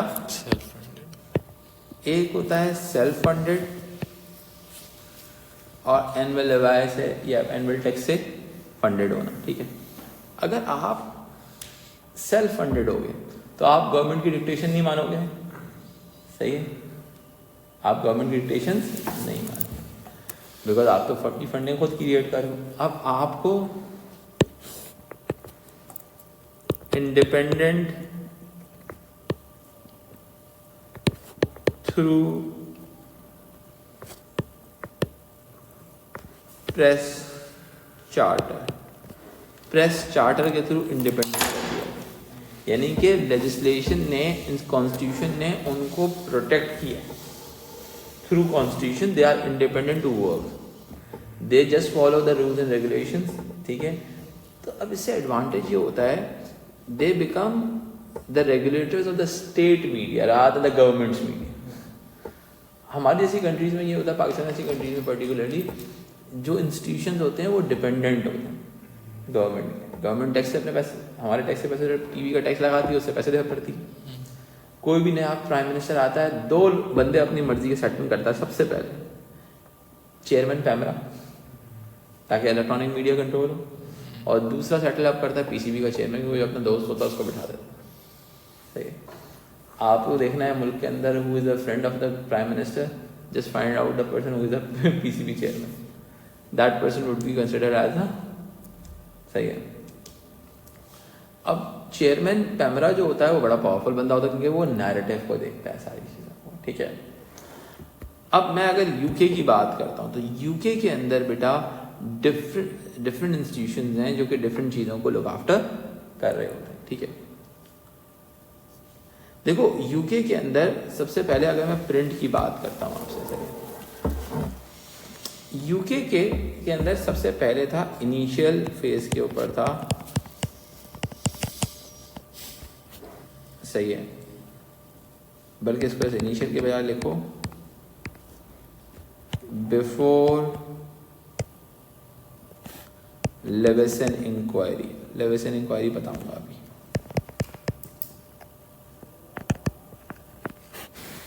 ठीक है। लेवेसन इंक्वायरी से पहले था क्या, पीसीसी, प्रेस कंप्लेन कमीशन। सही है। अब क्या था, ये एक बड़ा मजाक था। सही है। इसको कहा जाता है it was a toothless tiger, it was a toothless tiger, an institution with no rights to control. ठीक है। ये क्या था, डिफरेंट न्यूज़पेपर वालों ने मिला के एक कंप्लेन कमीशन बनाया हुआ था, जिसका मेजर काम था आर्बिट्रेशन। क्या काम था? आर्बिट्रेशन का मतलब क्या होता है, दो लोग, आपने किसी न्यूज़पेपर के खिलाफ कंप्लेन लिखी, मैं आपको बिठाऊँ और न्यूज़पेपर को बिठाऊँ और उनके मामला को सॉर्ट आउट करा दूँ, दैट इज माय जॉब। फिर होता क्या है, यूके के अंदर एक बड़ा ख़ानदानी काम होता है, अल्लाह माफ़ करे, ख़ानदानी तो नहीं बोलना चाहिए, होता है, एक होता है फ़ोन हैकिंग स्कैंडल। क्या होता है बेटा? Phone hacking scandal. यूके की हिस्ट्री का बड़ा इंपॉर्टेंट एलिमेंट है ये। भाई फॉक्स न्यूज़ का नाम सुना है आपने? न्यूज़ कॉर्पोरेशन वाले, न्यूज़ कॉर्प जिसे कहते हैं, उन लोगों ने British parliamentarians including the president prime minister David Cameron phone hack किए और रिपोर्टें निकालना शुरू कर दी। अब हमारे नज़दीक या आम इंसानों के नज़दीक this act is a privacy, invasion of privacy. ठीक है। और भाई वो पार्लियामेंटेरियंस के मसले मसाइल हो गए, रिज़ाइन देना पड़ गया, कहीं की डिवोर्स हो गई, गेम ख़राब हो गया भाई। सही है उनका। ठीक है। तो फ़ोन हैकिंग स्कैंडल ने क्या किया कि यूके की जो पूरी पॉलिटिक्स थी और मीडिया सीन था उसको बिल्कुल चेंज करके रख दिया। ये इंसिडेंट हुआ तो फिर उन्होंने बनाया, किन्होंने बनाई, डेविड कैमरॉन ने एक कमेटी बनाई जस्टिस लेवेसन के कमांड में, इसका नाम था लेवेसन इंक्वायरी, कि आइंदा ये गंदे बच्चे ऐसी हरकतें ना करें। ठीक है। उन्होंने लेवेसन इंक्वायरी ने कुछ रिकमेंडेशंस दी। क्या दी बेटा? रिकमेंडेशंस। उन्होंने कहा कि भाई आप एक इंस्टीट्यूशन बनाएं, सही है, जो कि पीआरपी के नाम से बनाया गया, पीआरपी, प्रेस रिकग्निशन पैनल, जो खुद से सारे न्यूज़पेपर्स को नहीं देखे, जो कि रेगुलेटर्स को, जो आपके इंडिपेंडेंट रेगुलेटर्स हैं, उनको लुक आफ्टर करें। समझ आई बात? ठीक है। अब यूके के अंदर इस वक्त जो रेगुलेटर्स काम कर रहे हैं ना भाई, ठीक है, इस वक्त दो रेगुलेटर्स काम कर रहे हैं यूके के ना प्रिंट मीडिया में। एक है इम्प्रेस,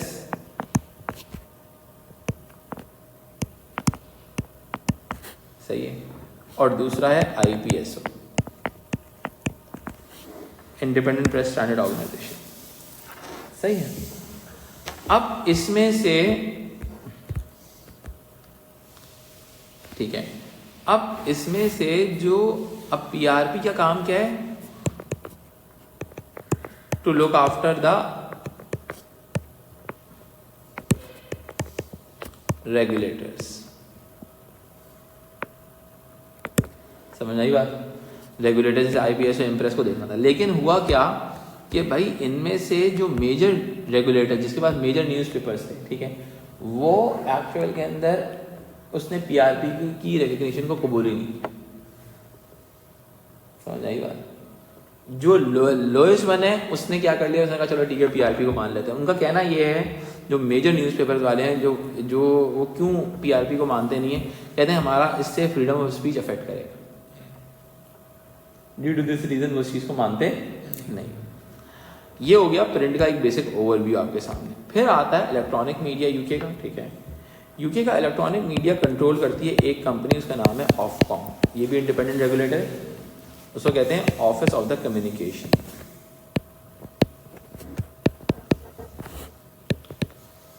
बहुत ही इंडिपेंडेंट, बहुत ही one of the best institutions आप जिसको कह सकते हो रेगुलेशंस के हवाले से। पूरी दुनिया के अंदर रेगुलेशंस के हवाले से कहा जाता है, जो कि फ्यूचरिस्टिक रेगुलेशंस पे भी काम कर रहा है। एआई, देखो सबसे बड़ा मसला क्या होता है न्यू टेक्नोलॉजी का गवर्नमेंट्स को, कि उसकी कोई लेजिस्लेशन नहीं बनी हुई। Ofcom used to work on this particular part. इसके अलावा ऑफकॉम के पास क्या क्या चीज़ें हैं? डिजिटल मीडिया भी ऑफकॉम के पास है, ठीक है। इसके पास पोस्टल सर्विसेज को भी लुक आफ्टर करना है, लाइसेंसिंग का भी काम इसके पास सारा। The biggest regulator in the UK consider किया जाता है, ठीक है। अच्छा, फिल्म का भी रेगुलेटर बड़ा अच्छा है, उसका नाम है BBFC, ब्रिटिश बोर्ड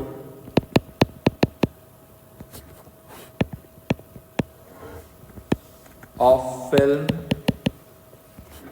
क्लासिफिकेशन। अब मैं आपको एक चीज समझाता हूँ। पहले जो था ये बोर्ड था British board of film censorship था, British board of film.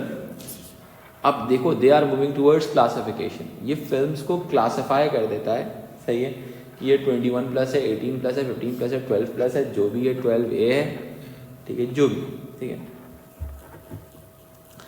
Netflix पे जितनी भी रेटिंग्स आती हैं वो भी आपकी BBFC बनाती है, सही है। One of the best classification institution आप इसको कह सकते हो, ठीक है। फिर गेम्स, PEGI का नाम आपने लाजमी सुना होगा, सही है, pan European game information.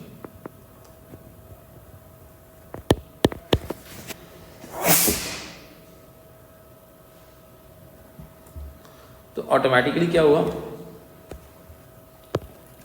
PGI का काम क्या है? अब ये सारे आपके यूके के रेगुलेटर्स ऑपरेट करते हैं, समझ में आती है बात, ठीक है।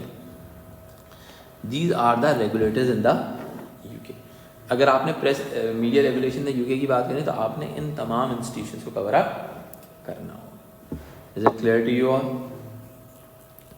Now we need to understand more about digital media regulation, how this media regulations works. ठीक है, all around the world, as the technology is going to be changed, the media consumption, there is an impact on the media consumption also. ठीक है, now the consumption is moving towards digital media. Now the world is moving towards digital media. Actually, digital media consumption divides into multiple areas, like OTT platforms. We used to call it over the top. This is more about film consumption. ठीक है, देखो अगर मैं बात करता हूं OTT platforms के हवाले से, there is something which is more about internal regulation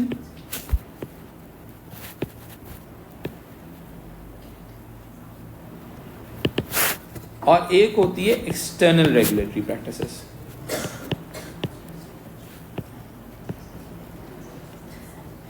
it means के इंटरनल रेगुलेशन स्टैंड्स फॉर ये प्लेटफॉर्म्स अपने लिए खुद भी क्या कर रहे हैं, सही है। अब देखो एग्जांपल है क्लासिफिकेशन, बिकॉज देखो these platforms were developed just because of sensor free content, भाई मोर इंडिविजुअलिस्टिक, मोर कस्टमाइज, समझ रहे हो? All these ideas giving the concept of freedom to the audience. That's why there is a constant rise in these corporations. Otherwise, these corporations cannot survive in the world. They need to give something extra, something different to the people.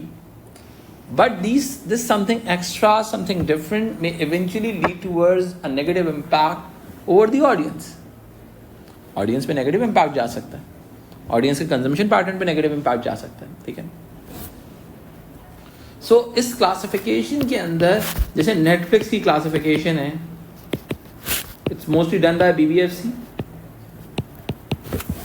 समझ में आई बात? So it's an example for you guys, ठीक है. So the internal regulations में आते हैं. External में क्या आता है? State influence.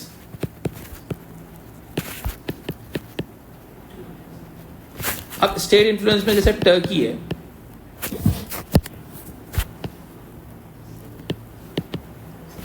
अब तुर्किया जो है, it's more about what Turkey ने भी ये किया है, इंडिया ने भी ये किया है.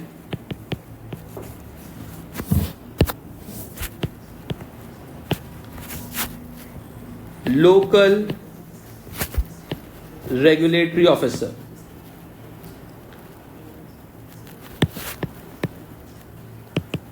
ठीक है, लोकल रेगुलेटरी ऑफिसर लगाने को बोला है नेटफ्लिक्स को और अदर ओटीटी प्लेटफॉर्म्स को कि any content which is against the government and the Indian और टर्किश गवर्नमेंट. देखो ये कंट्रीज जब इंटरनेशनल ऑर्गेनाइजेशन को इन्फ्लुएंस करने की कैपेबिलिटी रखते हैं ना, तो मजाक नहीं है. यानी कि इट मीन्स व्हाट के these countries are having the production power also, ठीक है, कि इन कंट्रीज के पास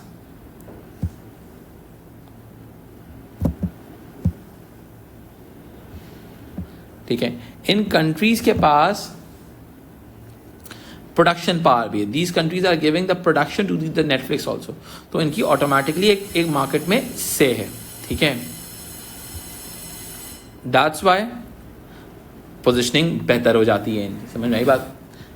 तो और इस वजह से इन्होंने गवर्नमेंट्स को इन्फ्लुएंस भी करने की कोशिश की है. दूसरी तरफ this is more about external evaluation, external influence, ठीक है. अब ऑटोमेटिकली एक्सटर्नल वैल्यूएशन में एक और बहुत इंपॉर्टेंट बात आती है कि एक्सटर्नल इन्फ्लुएंस क्रिएट किया जाता है, इनके पास स्टेट इन्फ्लुएंस क्रिएट किया जा रहा होता है, ठीक है. और जब ये स्टेट इन्फ्लुएंस जो होता है वो मीडिया कॉन्सेप्ट्स को, कॉन्टेक्स्ट को बहुत डिफरेंशिएट कर देता है, ठीक है. गवर्नमेंट्स हमेशा चाहती हैं, बिकॉज ये प्लेटफॉर्म्स जो हैं ये बहुत नेगेटिव हो जाते हैं कभी कभी कुछ कंट्रीज के लिए, और वो ये कंट्रीज नहीं चाहती. वही आइडियोलॉजिकल वॉरफेयर की जब हम बात करते हैं, ठीक है. डिजिटल मीडिया रेगुलेशन में दूसरी तरफ आपके पास क्या आ जाता है? Social media.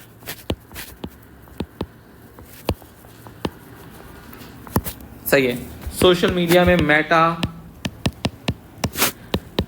इंस्टा, जिसमें इंस्टा, व्हाट्सएप, फेसबुक तीनों आ जाता है, ठीक है. मेटा में इंस्टा,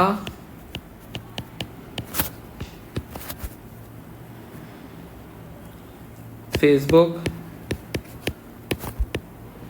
तीन मेजर प्लेटफॉर्म्स आ जाते हैं.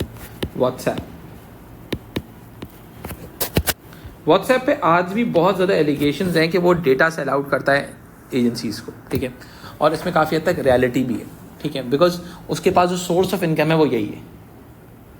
क्लियर हो रही है बात, ठीक है. दूसरी तरफ हमारे पास सोशल मीडिया के अंदर अब कंट्रीज सोशल मीडिया को कैसे कंट्रोल करती हैं.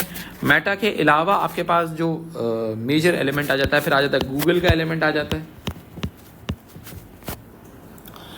इन कंट्रीज को डिस्कस करने के लिए सबसे ज़रूरी है आप चाइना का केस स्टडी करो कि चाइना ने इन कंट्रीज को अलाउ नहीं किया हुआ. इनके ऑल्टरनेटिव्स चाइना अपने कंट्री में रन कर रहा है, ठीक है.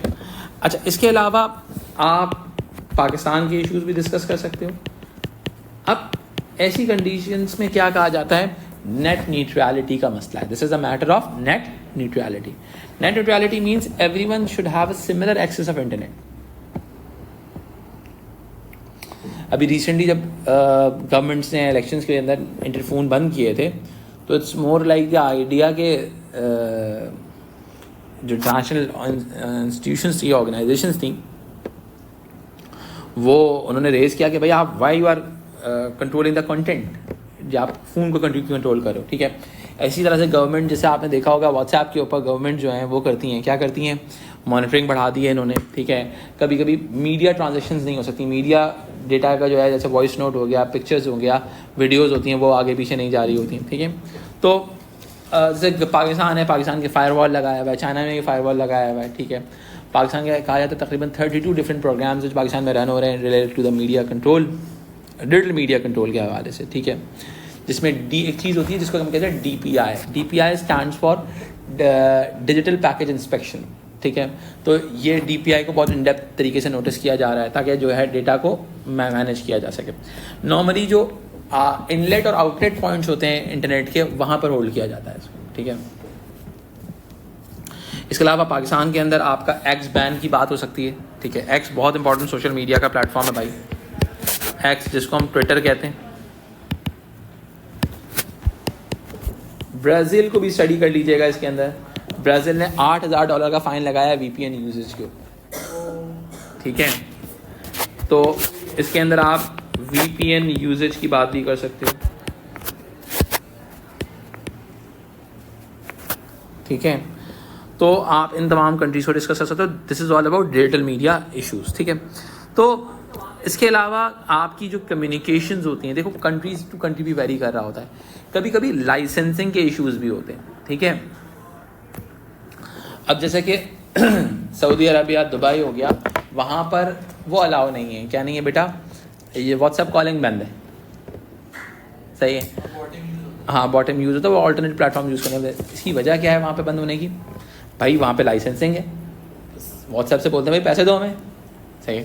दूसरे जो नेटवर्क प्रोवाइडर हैं बोलेंगे हम पागल बैठे हुए, इतने पैसे, इतने हैवी हमने लाइसेंसेस लिए हैं, ठीक है।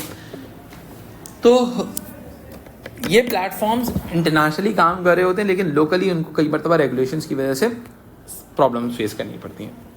Now we are going to explain this answer, this question particularly. Explain how media regulators are influenced by wider social issues. Okay, so we need to identify the key theories for that particular one. ठीक है, यानी कि हमने discuss करना है किस चीज़ को, impact of social issues को, ठीक है। अब इम्पैक्ट ऑफ सोशल इश्यूज़ के अलावा देखिए हमारे पास दूसरे जो मार्क्स होते हैं वो हमारी डिबेट क्रिएट करने के भी होते हैं, ठीक है। हम इसके अलावा इम्पैक्ट ऑफ इकोनॉमिक इश्यूज़ की बात भी कर सकते हैं, ठीक है, ठीक है। इम्पैक्ट ऑफ पॉलिटिकल इश्यूज़ की बात भी कर सकते हैं,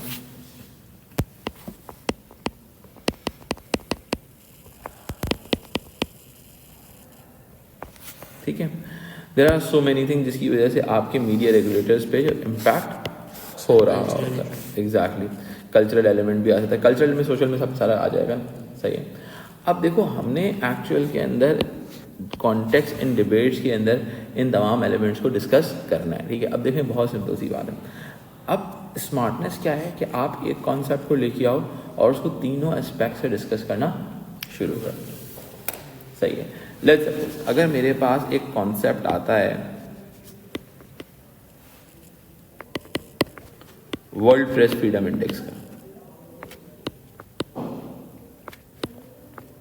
मैंने सबसे पहले क्या किया, आपको डिफाइन कर दिया कि भाई what is world Press Freedom index and how it affects the your rating gonna be share this thing that आप जो है कितने पॉलिटिकल फ्री हो। ये देखो ये मैंने पूरा आपके साथ शेयर किया हुआ है, कौन कौन सी कंट्रीज की क्या क्या रैंकिंग्स हैं, टॉप रैंकिंग कंट्रीज कौन सी हैं, लोएस्ट रैंकिंग कंट्रीज कौन सी हैं, क्यों हैं, ठीक है। अब हमने एक्चुअल में अब क्या करना है, अब हमने स्मार्टनेस के साथ इस कॉन्सेप्ट के साथ लिंक करना है, सही है, कि मीडिया रेगुलेटर्स के इश्यूज़ क्या होते हैं सोशल इश्यूज़ के हवाले से, सही है। अब let's suppose those countries having press freedom, आप सोशल इश्यूज़ के अंदर मीडिया रेगुलेटर का रोल डिस्कस कर रहे हो, तो आप टॉप रैंकिंग की बात कर लो,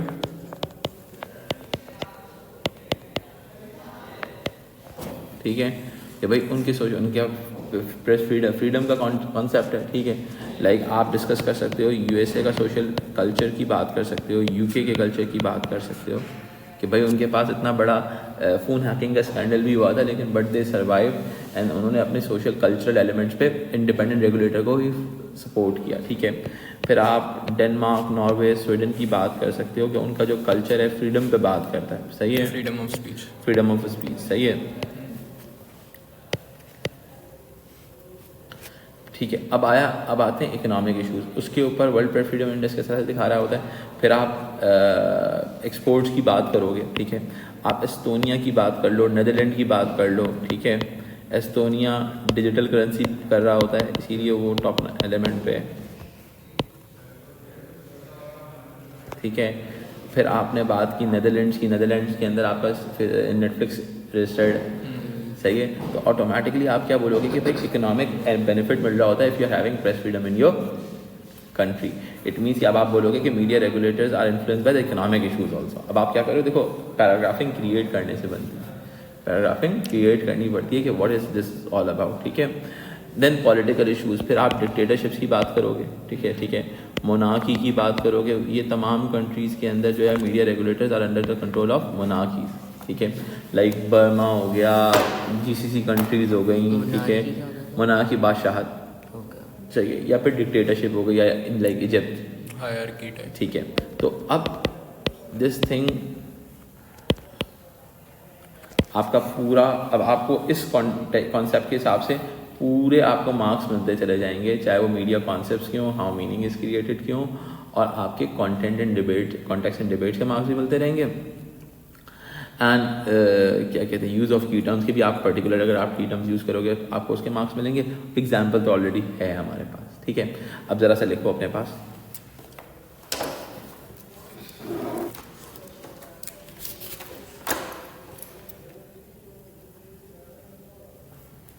media regulators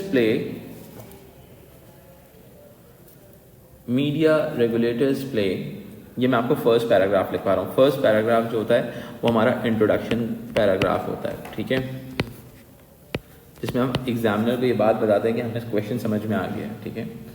media regulators play vital role, media regulators play vital role in regulating media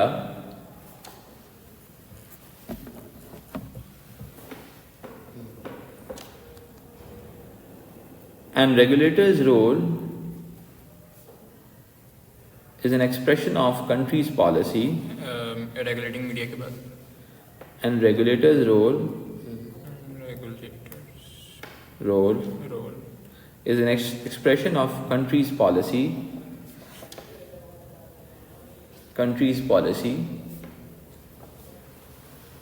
related to freedom of speech, policy related related to the country's policy related to freedom of speech,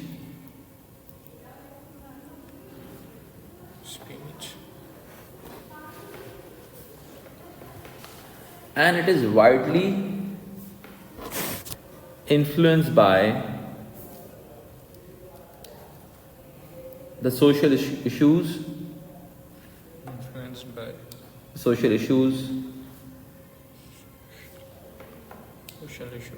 like cultural norms, traditions, and other social factors. While on the other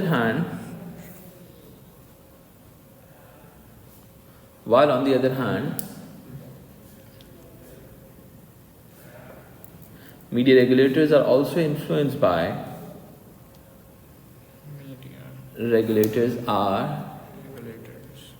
influenced by wider social issues, influenced by economic and political issues.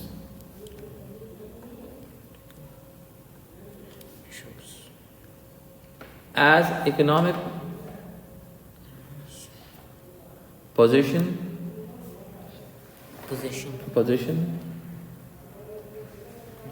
and political structure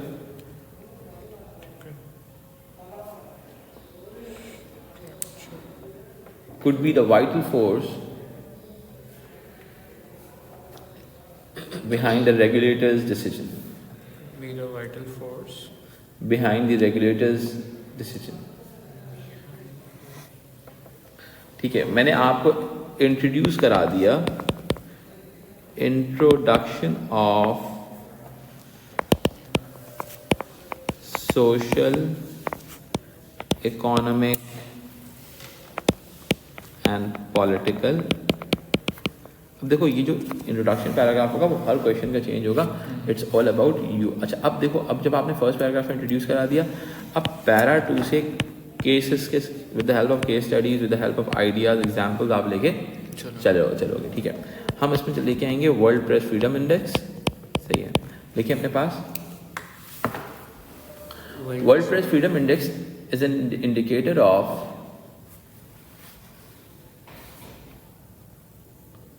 World Press Freedom Index is an indicator of Index.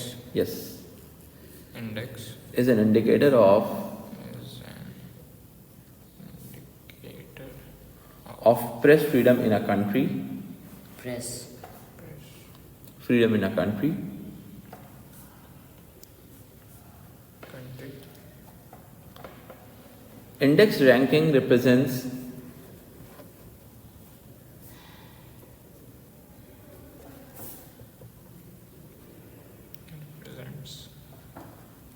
the freedom of speech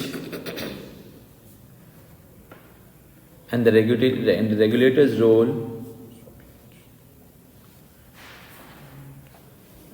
the regulator's role. role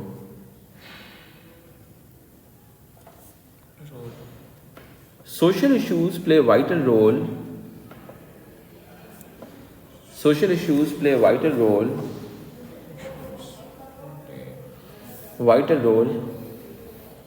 in regulators' policy. Vital role. Regulators policy. And World Press Freedom is an expression of Regulators policy, and World Press Freedom Index is an expression of, is a result of, World Press Freedom Index is a result of those policies. Is a result of Those policies. policies. Countries with highest ranking. Countries with highest ranking Highest ranking ranking. like Denmark, Norway, Sweden, Like Denmark, Norway, Sweden Sweden. is having a culture of creativity. Is having a culture of creativity and free speech Creativity. and free speech Free speech. and these countries also export These countries also export also export their creative ideas creative ideas ideas through design through design all around the world. all around the world. While the countries like UK,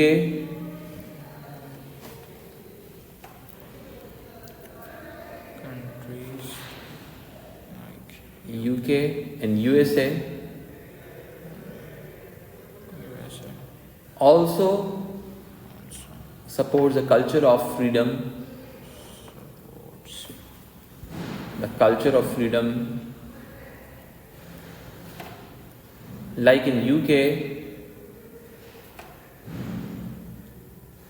like in UK. all media regulators are independent regulators.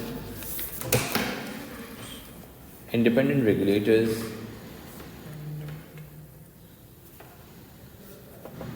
Regulators So it can be argued that so it can be despite of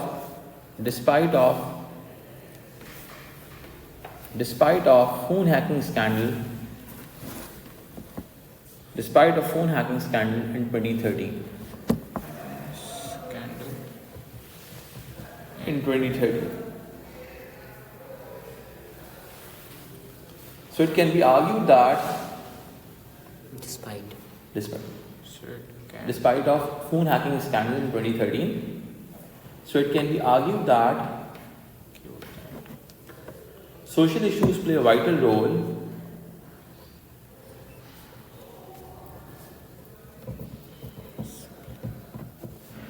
Vital role. so social issues play a vital role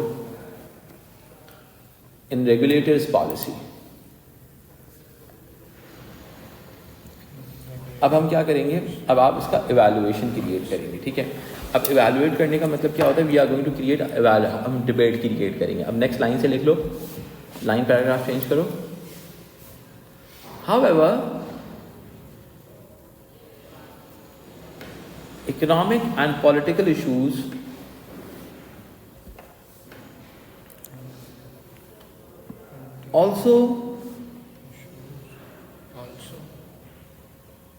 also design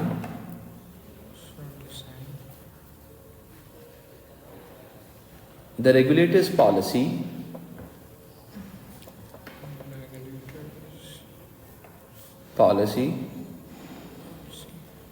in terms of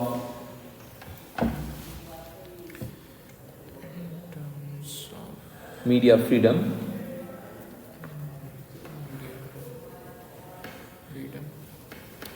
like Estonia is having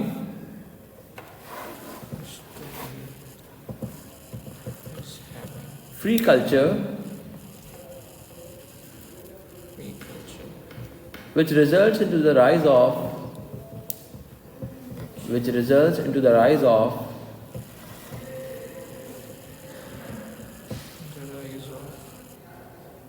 digital currency,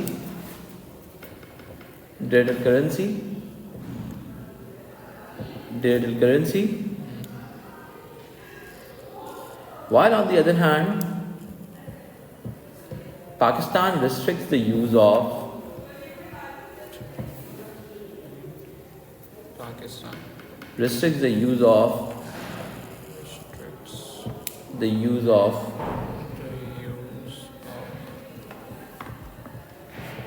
digital currencies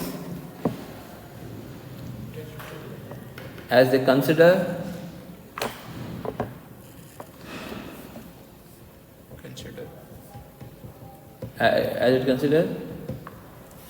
it would be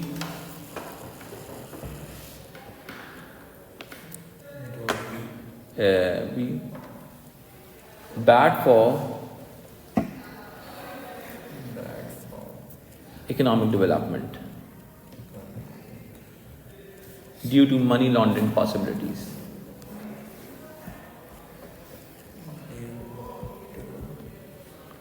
Money laundering. Possibilities.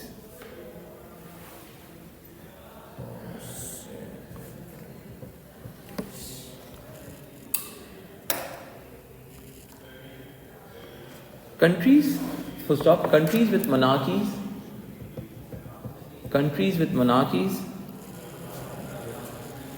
and dictatorships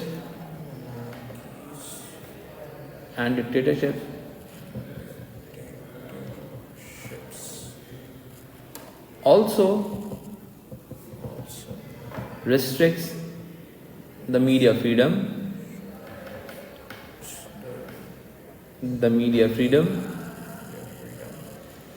and they gain the lowest ranking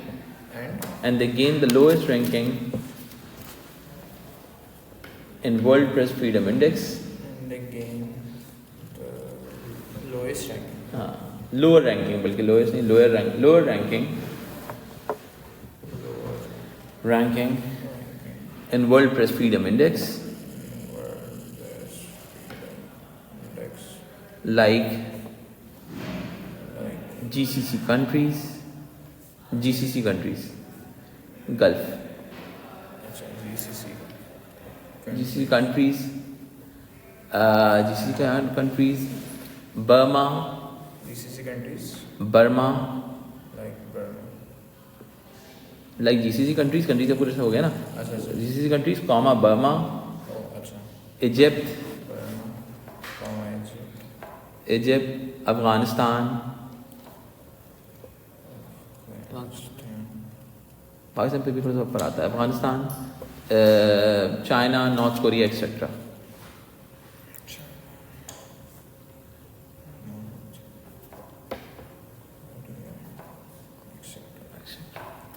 अच्छा, अब आ जाओ इसके अंदर, para 3 के अंदर डालो. अब देखो, अब मैंने सोशल इश्यूज के साथ लिंक करना है, ठीक है. पैरा 3 के अंदर हमारे पास सबसे बेस्ट केस स्टडी आ जाएगी, that is case study of China. China's social issues. ठीक है, लिखें, लिख पा रहा हूँ, देखिए अपने पास वहीं से आगे चलिए. Next paragraph. नेक्स्ट पर तो सर चौथा हो जाएगा नहीं. सही. China's social structure play a vital role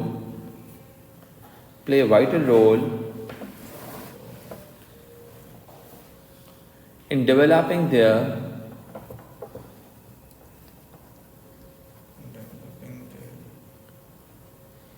media control environment,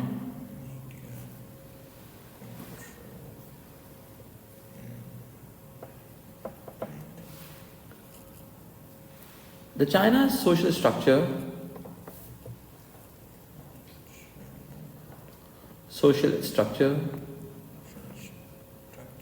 rotates around the ideas of socialism,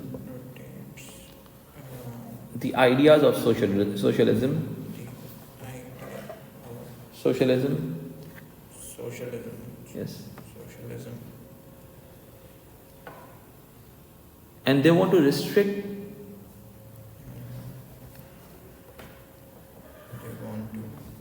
their population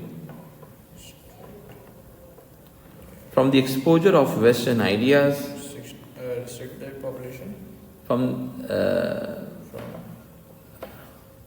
कौन से ideas? restrict their population from Western ideas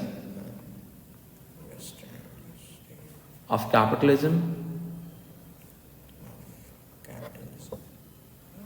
They develop their own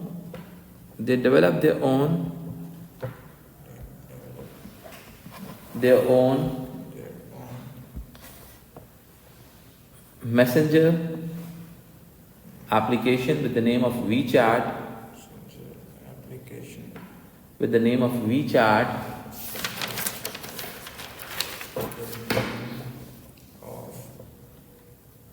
We like what? WeChat. They are having their own. Messenger application. They have their own search engine.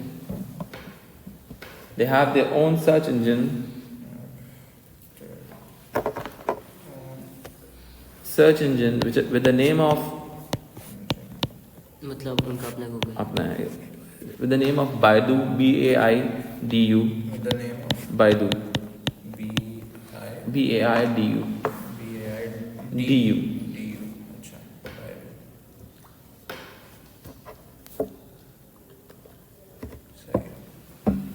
The China's Great Firewall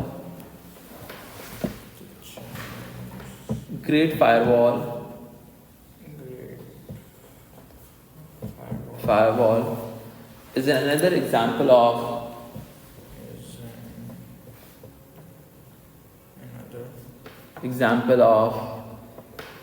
strict media regulation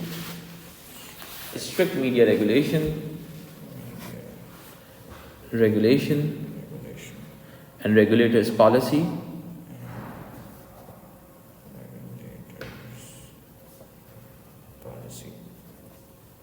due to their social structure.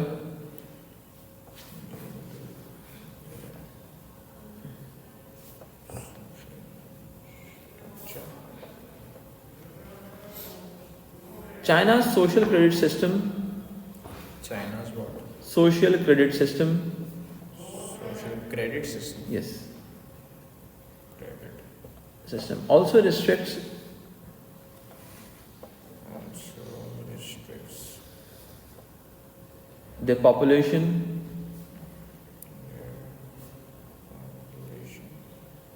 to express freely to express freely. freely. Also, So it can be argued that social issues play a vital role. so it can be argued that Social issues play a vital role.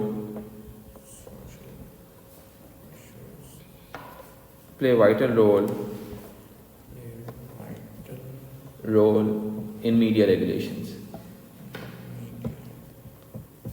Regulation. regulations. However, अब देखो मैं इसको अब political issue से लेंगे. However, in Pakistan, वहीं से continue next paragraph. Next paragraph However, in Pakistan, ये लास्ट है ना? नहीं होगा. However, in Pakistan, Pakistan. the media is restricted Media is restricted restricted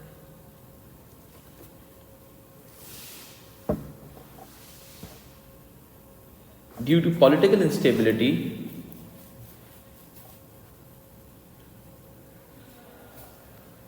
instability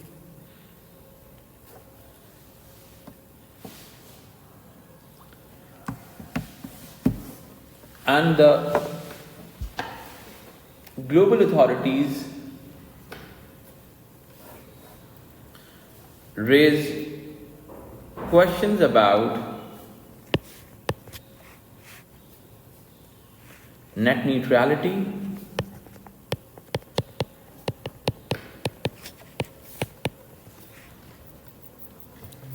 neutrality during the elections of 2024. Questions about Net neutrality, net neutrality. Net यानी कि हर किसी को internet का एक्सेस गवर्नमेंट जब भी ज़्यादा शाख के नाम पे नेट बंद कर देती है ना.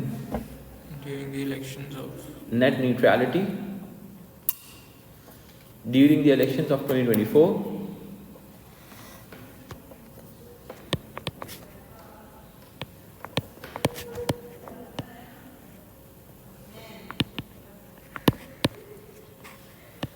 Net neutrality. TikTok is also restricted.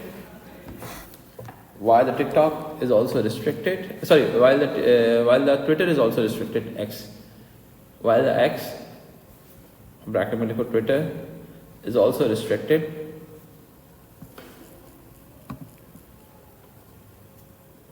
Due to political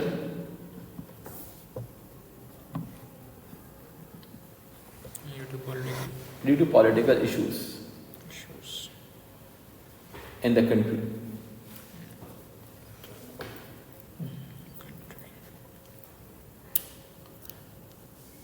And these regulatory policies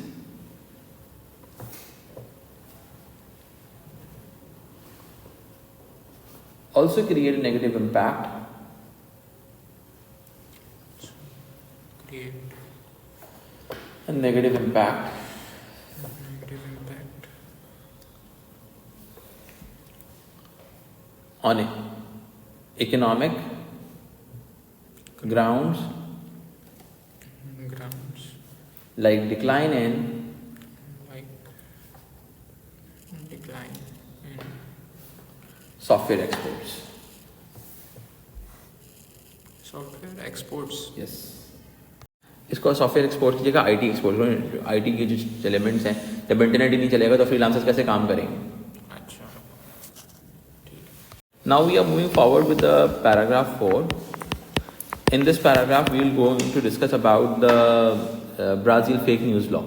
Okay, and this is also an important role. ठीक है, लिखें अपने पास.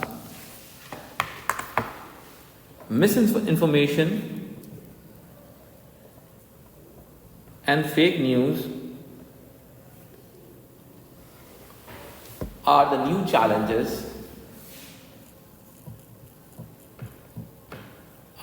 challenges in contemporary world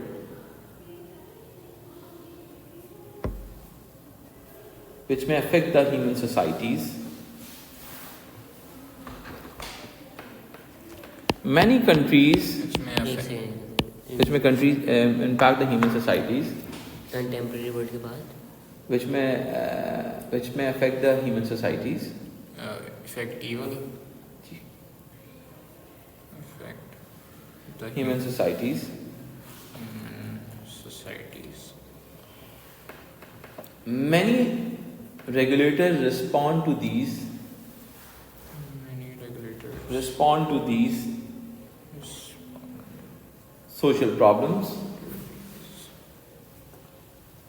like Brazil's fake news law. Social problems like Brazil's fake news law in 2023. Brazil's fake news Fake news law. fake lot की है. Law. Fake news law in 2023 2023 targeting fake news and misinformation on social media platforms. तो किसी ने रोका नहीं. बताता हूँ ना. Information Fake On news. social media platforms.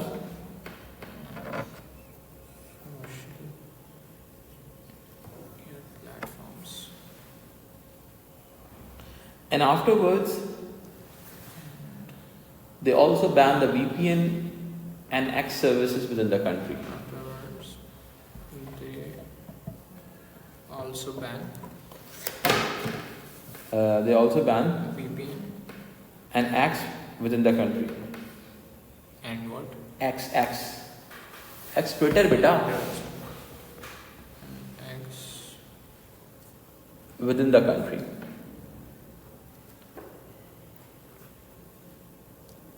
within the country.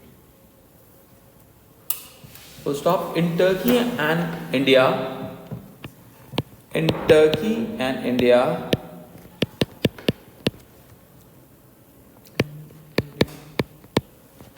it becomes compulsory Compulsory for social media platforms media platforms to appoint a chief compliance officer, to appoint a chief compliance officer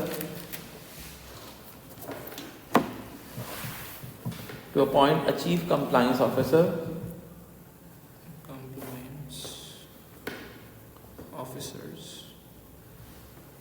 to restrict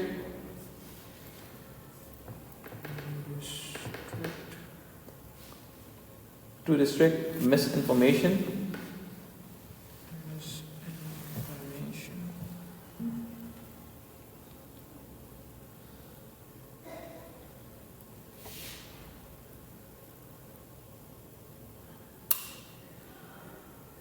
अच्छा फिर लिखो आगे next paragraph लिखो data privacy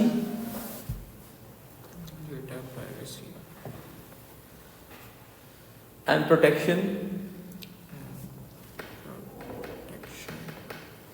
are the new social issues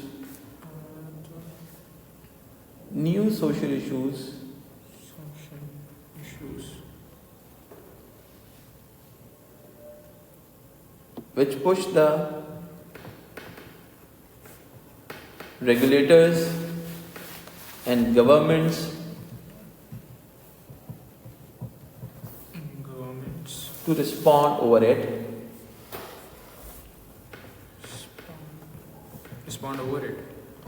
Yes. Okay. European Union's Digital Services Act. European Digital Services Act Digital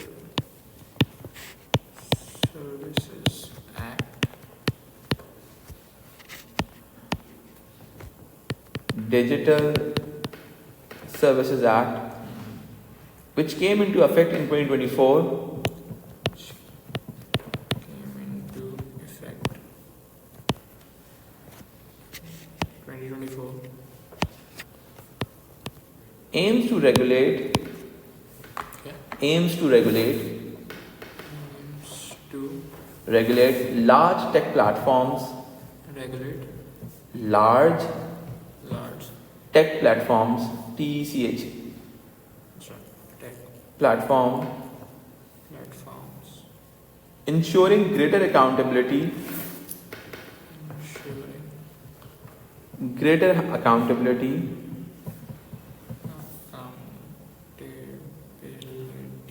for harmful content and misinformation, for क्या harmful content and misinformation.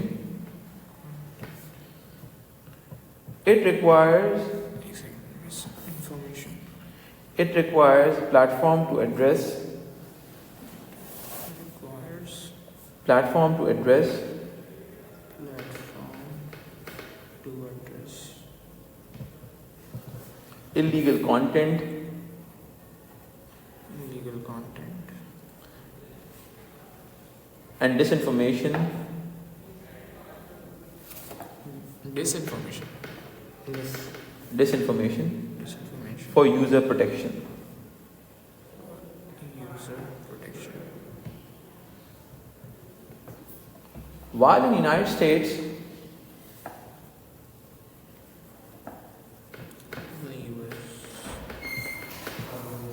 there is a debate over social media's misinformation. There is a debate over Right over social media's misinformation social media's misinformation and government role, Social medias. misinformation and government government role and response over it. response over it. While in China,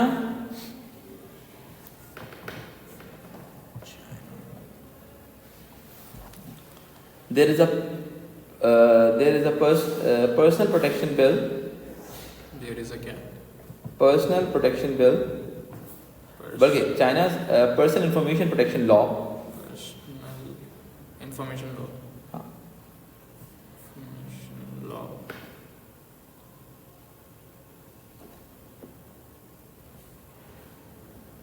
China's personal information is also similar to the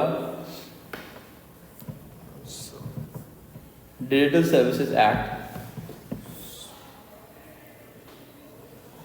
digital Services Act, but it also applies on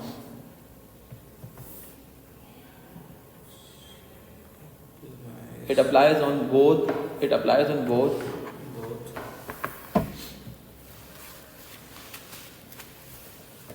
national and global companies. अब आपने देखा होगा कि हमने किस तरह से different examples के थ्रू इसको बिल्ड किया. देखें हम क्या कर रहे हैं. We are going for the media concepts, we are going for the meaning is created, we are going for the context and debates, and we are going for the key terms and use of examples. And then you have also seen one thing, most of the examples are from last 5 years, which is a quite important thing to address, particularly whenever you are applying for A2 Media Studies paper 4, and this is also in paper 2 of AS also. ठीक है, या आपने जितनी भी case studies use करनी है, that would be from last 5 years. ठीक है. अच्छा, these are the case studies जो हमने इसको केस स्टडीज़ के हेल्प से थ्रू डेवलप किया. देयर आर सम क्वेश्चन जिसके अंदर हम थ्योरीज की हेल्प से भी आंसर को डेवलप कर रहे होते हैं. ठीक है.